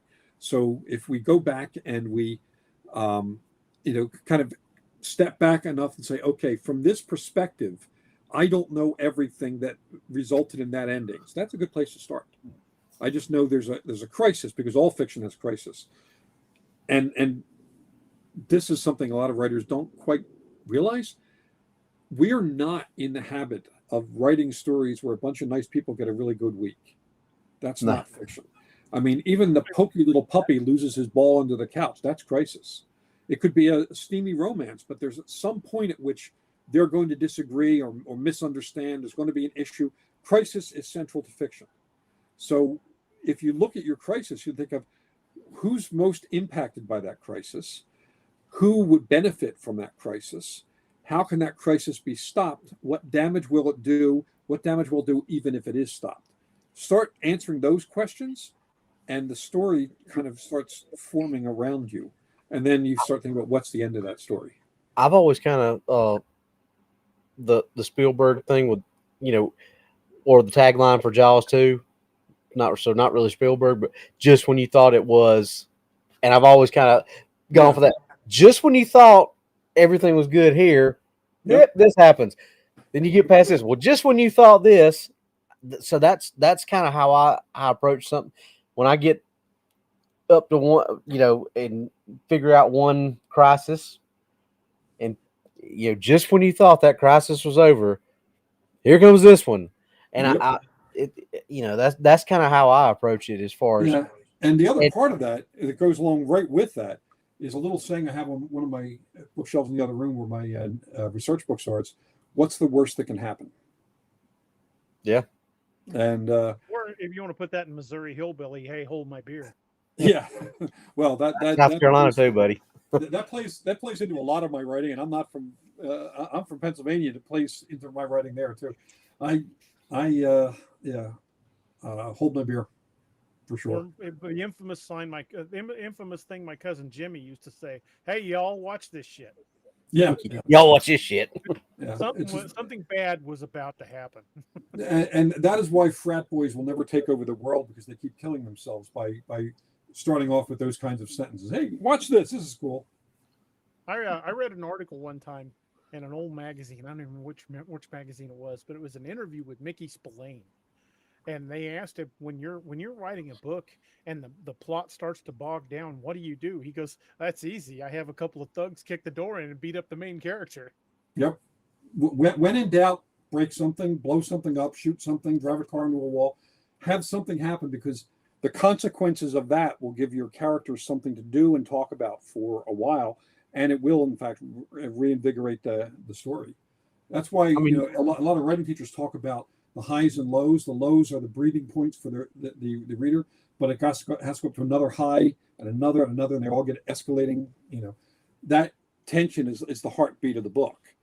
But you need to have those moments in there. You can't just have, an opening thing and then a big set piece at the end and think that's a novel. Novels have a lot of action moments, a lot of key emotional and psychological moments.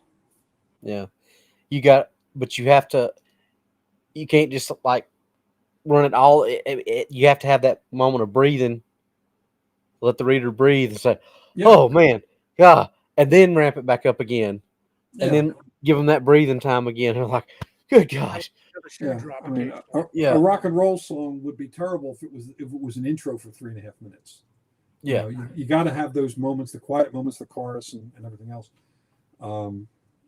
And that's good because it also makes you have to develop a range of writing styles, so you can write the quiet moments, the action moments, the tender moments, the horrific moments. There's a lot to writing, and by experimenting, you get to play with different things. One of the things, and I know we're running a little late, so I want to flee soon. But we've got it up to 20 minutes before we usually wrap up. Okay. So one of the exercises I did when I was starting to write, because I remember I went to school for journalism. I didn't go to school for creative writing. I never actually took a creative writing class.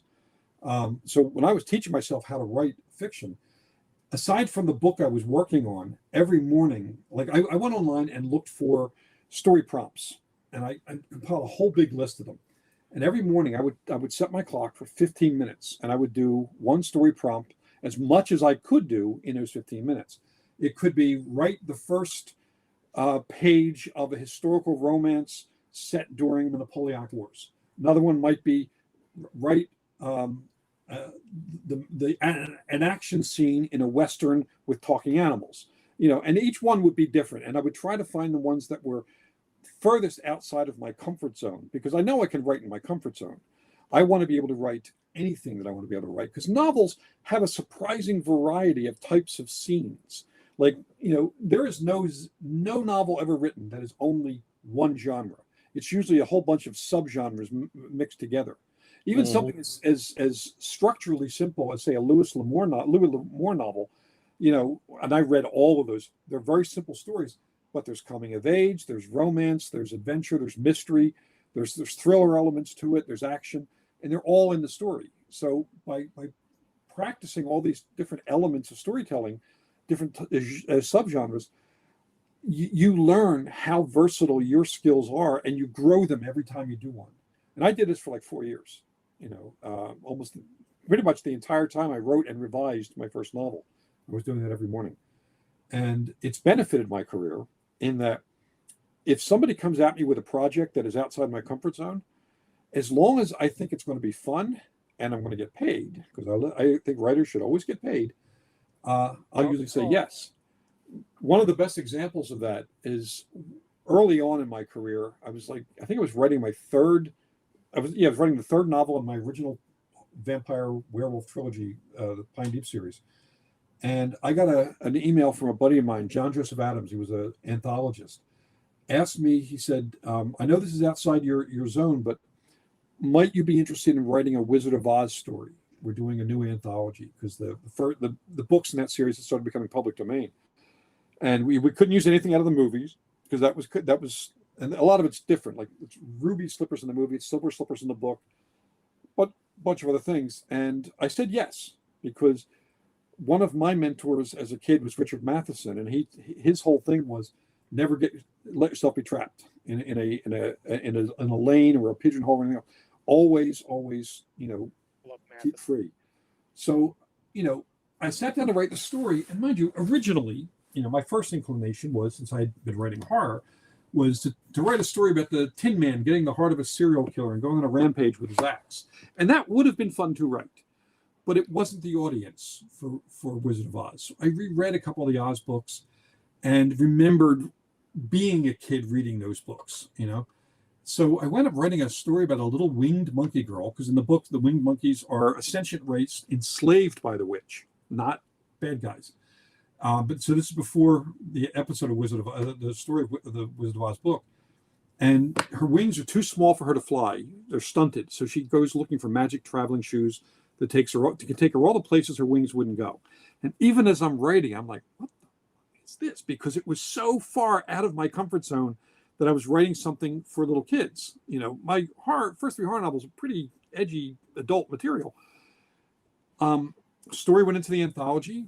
Editor approved it, liked it. The reviewers, when the book came out, mentioned that story a lot. In the first 30 reviews, it was mentioned 28 times. And surprised me, because it was a total experimentation out of my comfort zone. And then a few months later, I get a letter from the estate of L. Frank Baum, the guy who wrote the original Wizard of Oz books.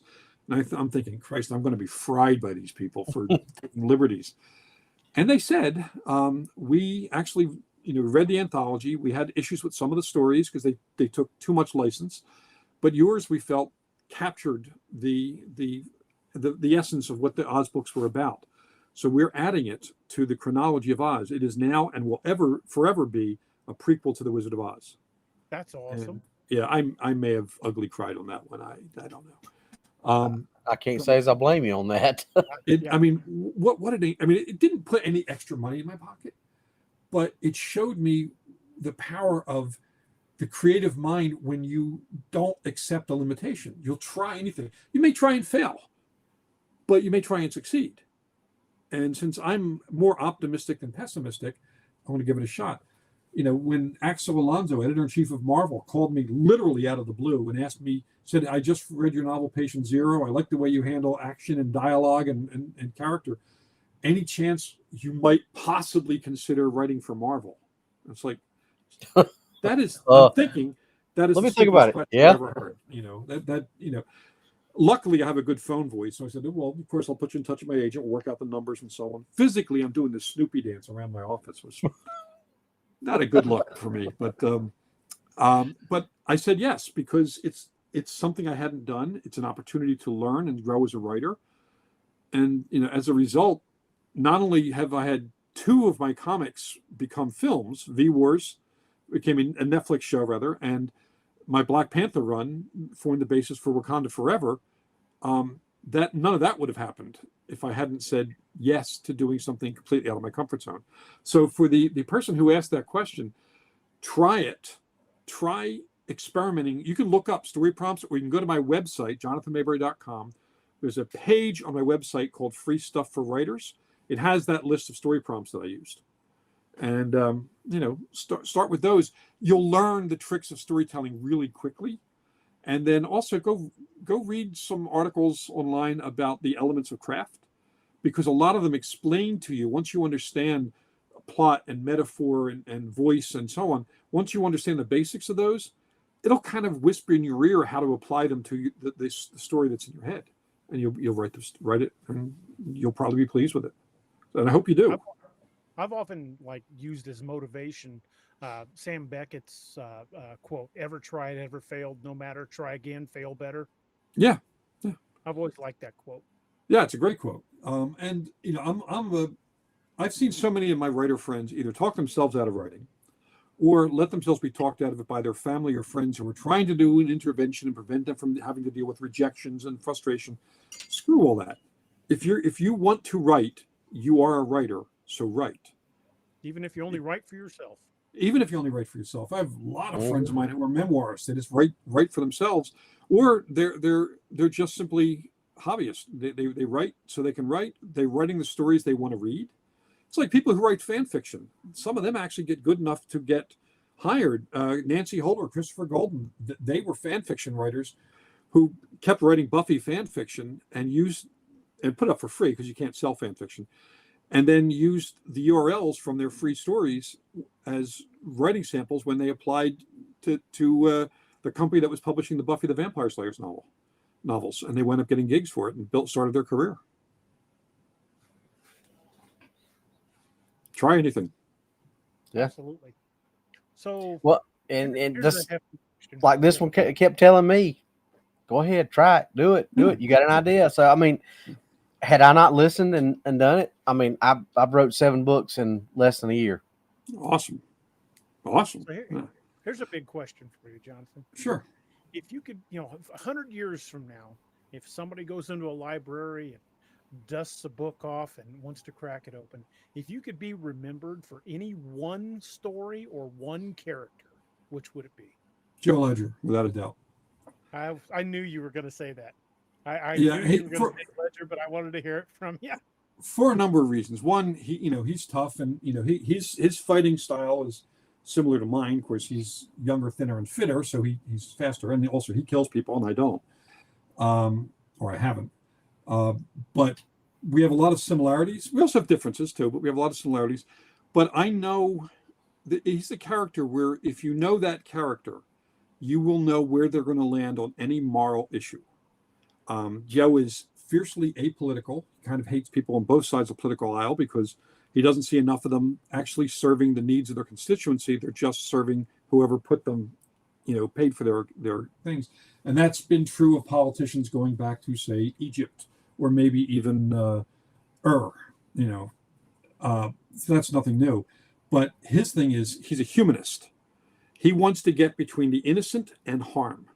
And he knows that he has the skills to do that. And if he dies trying, he's okay with that because, on some level, he's always trying to save the girl that he couldn't save.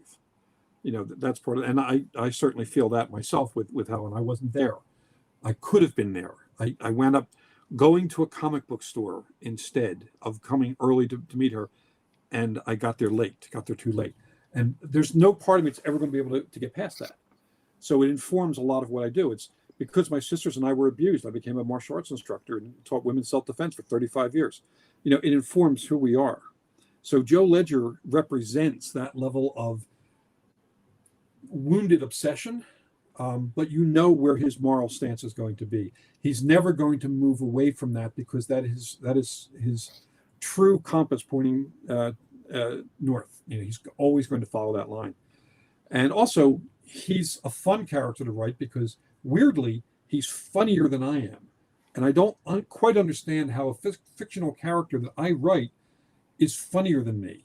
I mean, like substantially. Like I'm writing a scene and Joe's voice kind of speaks in my head and the line comes up. I'm laughing, laughing my ass off like, the hell did that come from? And I've also had that same experience with a character I named Margolin. And sometimes I'll be typing and I'm like, where the hell did that come from? Characters become alive and become an individual, And also, I could put Joe into any kind of story. He's in books 3 through 7 of my Rotten Ruin series as an older man. He's in the second half of my Dead of Night series, as a middle-aged man. He's in a whole bunch of novels, 50 short stories, comic books, and he's fought everything from bad guys with a bioweapon to aliens and vampires. I'll put him up against anything. The traditional thing you do where you have Joe at a bar meet up with other characters. To me, the pinnacle of my writing career is if one of my characters made that list. That could happen. That would be absolutely mind blowing. I'd be geeking out showing that book to literally everybody.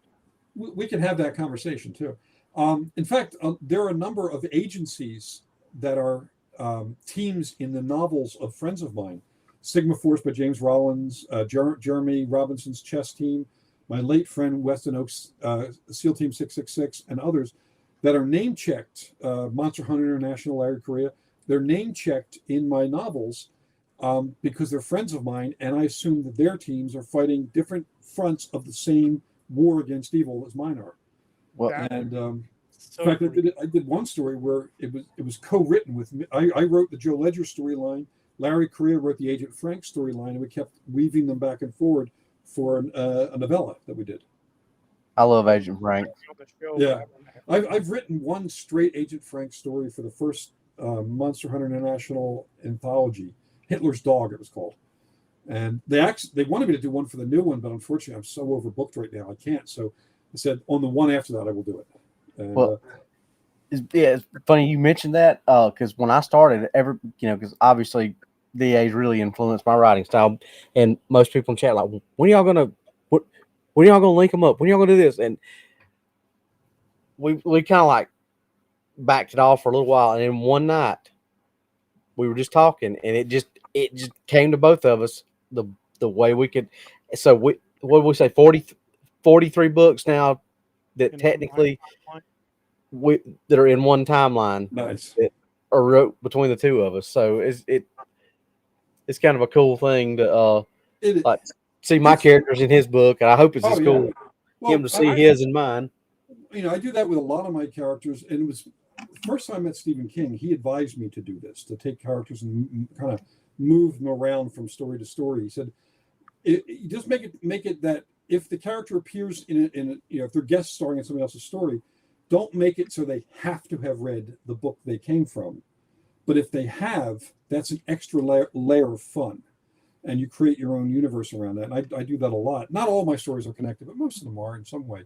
Even my Necrotech, which is, futuristic deep space cosmic horror. There's an element from the Joe Ledger novel Kill Switch, the machine called the God Machine. That's a big factor of books 2 and 3 in that trilogy. I love dropping those little tendrils. That Oh yeah, it's fun, and it also makes you feel like it is the real world, and you're just a reporter, filing the stories about it. But also, I've done co-edited 2 anthologies with my buddy Brian Thomas Schmidt of Joe Ledger stories, where other people have written stories, and quite often they'll bring in their character to do a story with Joe Ledger, and that's a bunch of fun. And also, you get to find out sometimes, who's out there that is a fan of your work, and you don't necessarily realize it. Like, the actor Wayne Brady, I had no idea he was a huge Joe Ledger fan.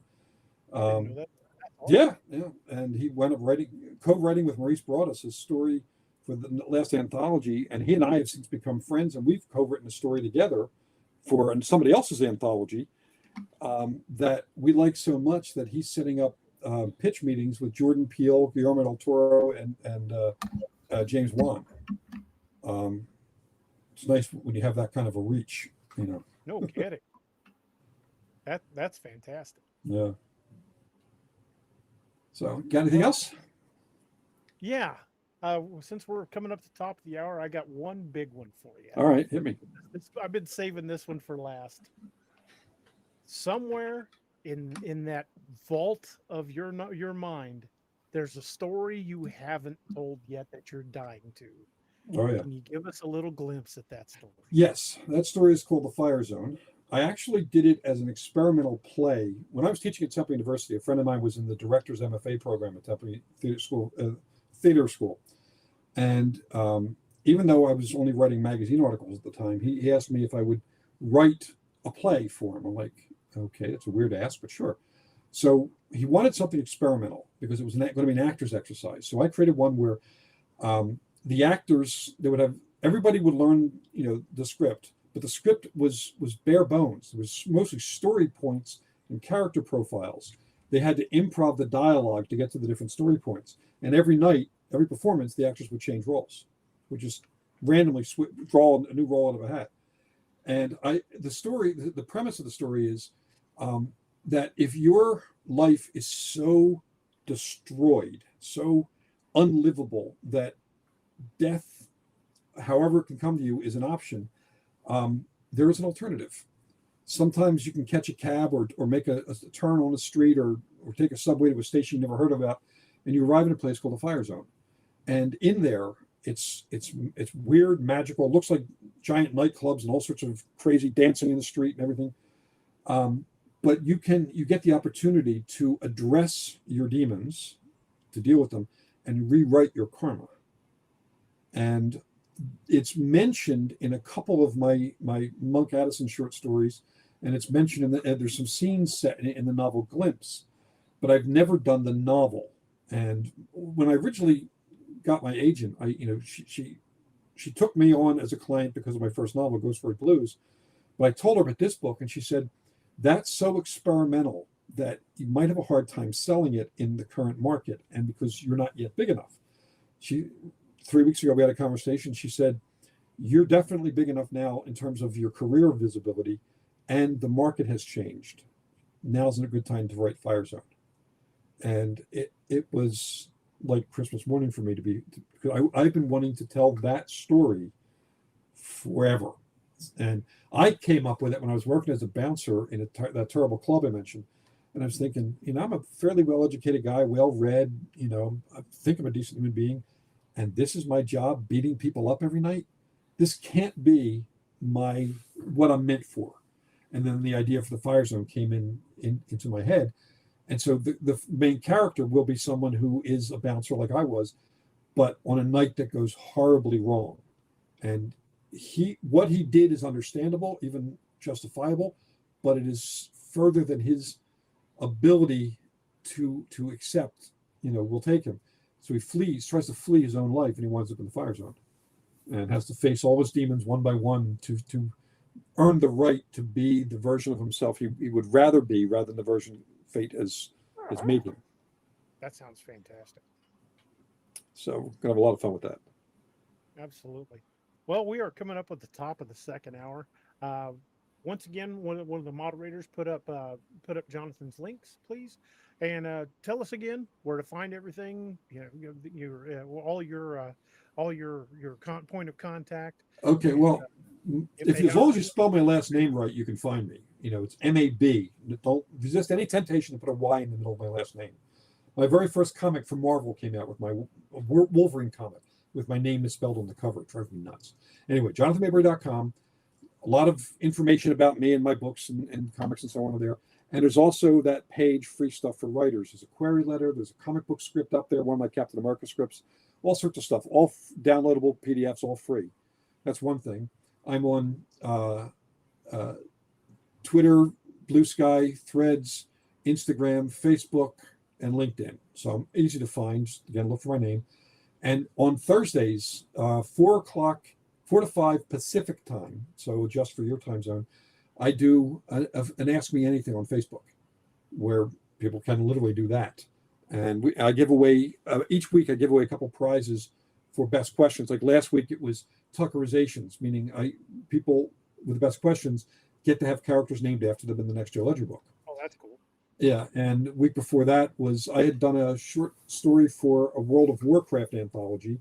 They sent me 3 copies. I don't need the other 2, so I brand new first edition, first printings of this World of Warcraft anthology, went out to some people. So it's fun being able to do that every week. And plus, I'm at Comic-Con in San Diego every year, Dragon Con Atlanta every other year, and I'll be going to Liberty Con this year in Tennessee, and just cons all over the place. I'm easier to find than not find, pretty much. I play in traffic. It's easy to hit me. If you go on a Dragon Con, that's like literally 2 hours from my house. So. Yeah, I love Dragon Con. I did it this year. I'll be skipping next year, but I will do it the year after. So I'm doing it every other year now. I used to do it every year, but it is such a huge drain on my time. And right now, my agent has me in a schedule where I'm writing a novel every 3 months for a year. And like I said, we have the next 8 sold already. So I can't take as much time out to do it. So I have to pick and choose which events I'm going to. If it was up to me, I'd just go to cons all the time because I love hanging out with my fellow pop culture nerds. If you can talk comics, monsters, or any of that stuff, we can talk for all day long. A completely unrelated question. Doesn't have anything to do with books, but if I ever had the chance to meet up with you in person, what's your favorite beverage of choice? If it's an adult beverage, Most definitely. the artist who co-created the Ninja Turtles, Kevin Eastman, who's a buddy of mine, got me hooked on a very specific kind of martini. Bombay Sapphire, which has hints of botanicals in it. Straight up, 3 olives, hint of vermouth. That's my favorite. Second favorite is a good old-fashioned glass of Kentucky bourbon. I don't mind a beer now and then too. So those are my favorite. Otherwise, it's coffee. Well, that is absolutely awesome. Mr. Mayberry, thank you so much for hanging out with us. Oh, this is my pleasure. I'm sorry we had a little technical difficulties at the beginning, but that's the weirdness of the internet, I suppose.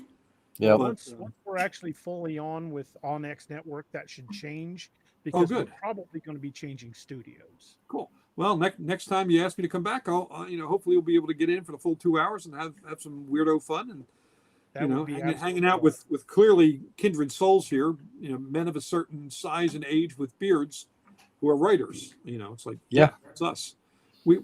You guys do know the secret handshake, I believe. So those who don't have beards don't know it. It's a thing. Well, all right, again, guys. thank you so much for hanging out with us. I really appreciate it, sir. This was a lot of fun. I really appreciate you inviting me back, and this was a great conversation. And I'm calling it a night here. So, all right, you have a good night, sir. Thank you you too. For being with us. I'll catch you guys around. See you, sir. And folks, as always, I want to wind things down with mentioning the 22 a Day Foundation. We lose 22 veterans a day to suicide, and that is just unacceptable. the toll taken on our first responders is just as high. So reach out to your friends and family that are first responders or veterans or active duty, even reserves, National Guard. Reach out and let them know you're thinking about them. Let them know you care, because you never know when that "Hey, how are you doing?" text is what keeps them off the edge that day. These folks are fighting PTSD is a demon, and they're fighting that demon on their own. And let them know that they don't have to do that. Let them know they don't have to face that demon on their own, because at least 22 times a day, that demon's winning. And let's get that number down to 0, folks. And I want to take a quick second to plug both, Robbie and my books. You can find Robbie and me both on Amazon.com under D.A. Roberts and Robbie Jed Rings, respectively. And you can find me at daroberts.net. You can follow all of the books available there. I am starting work on the nightmarehunter.com. If any of you guys know anyone that doesn't mind helping out a not so tech savvy guy with web design, well, I would sure appreciate the help. But folks, thank you guys for being with us.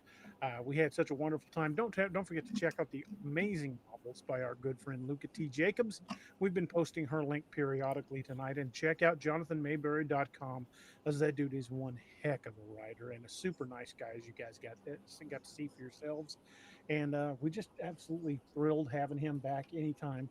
And if Jonathan, if you're listening, the invitation's open. You're free. We'd love to have you anytime you're willing to come. So, folks, having said that, we're going to start winding things down with just a little bit of a toast, and we're going to take our hats off for this one. And Robbie, I believe it is your turn, sir. I believe it is. So let me pull this down, get it off our faces, and Robbie, if you'll lead us out with the toast, we'll jump into that. Raise a glass, doesn't matter what it is. This is from the old Irish drinking song, The Parting Glass. And it's, on the surface, it's about saying goodbye to everybody at the bar at the end of the night. But when you really look a little deeper, it goes a lot deeper than that.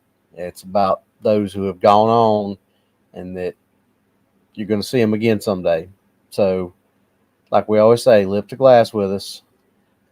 And it goes like this.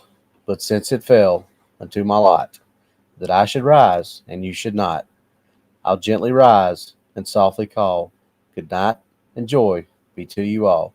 Good night, everybody. Slanja. We'll see you Saturday. See you all Saturday. Slanja.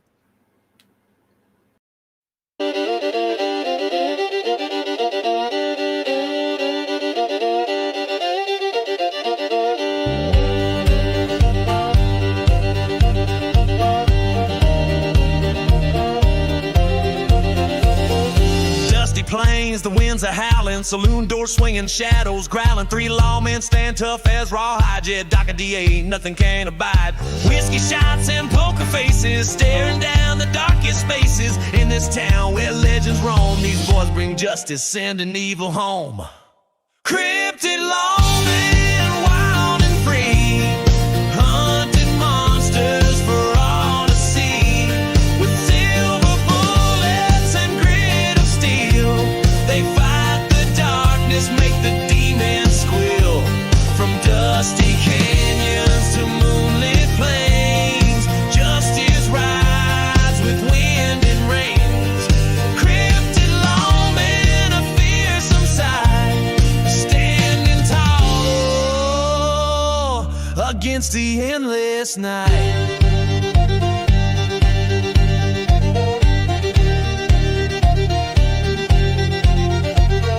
Jed's a howler, claws of steel. Doc's a biter, makes the devil real. But DA's a shifty one, a shape-shifting soul. Can turn to anything, takes any form, takes control. Tonight the chupacabras come to town, sucking the life from all around. But these lawmen, they ain't afraid. They'll face the darkness unafraid. Cryptid lawmen, wild and free, hunting monsters for all to see. With silver bullets and grit of steel, they fight the darkness, make the demons squeal. From dusty canyons to moonlit plains, justice rides with wind and rains. Cryptid lawmen, a fearsome sight,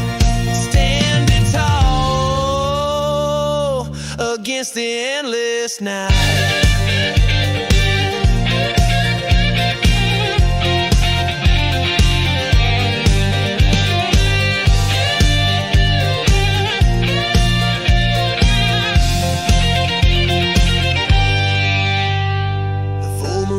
Bat wings flap, the air grows cold, a chilling trap. But these lawmen, they're ready to fight underneath the pale moonlight. Jet and Doc transform with a howl. DA shifts, becomes a night owl. Together they stand, a force so strong against the evil right in the road. Cryptid lawmen, wild and free, hunting monsters for all to see. With silver bullets and grit of steel, they fight the darkness, make the demons squeal. From dusty canyons to moonlit plains, justice rides with wind and rains. Cryptid lawmen, a fearsome sight, standing tall against the endless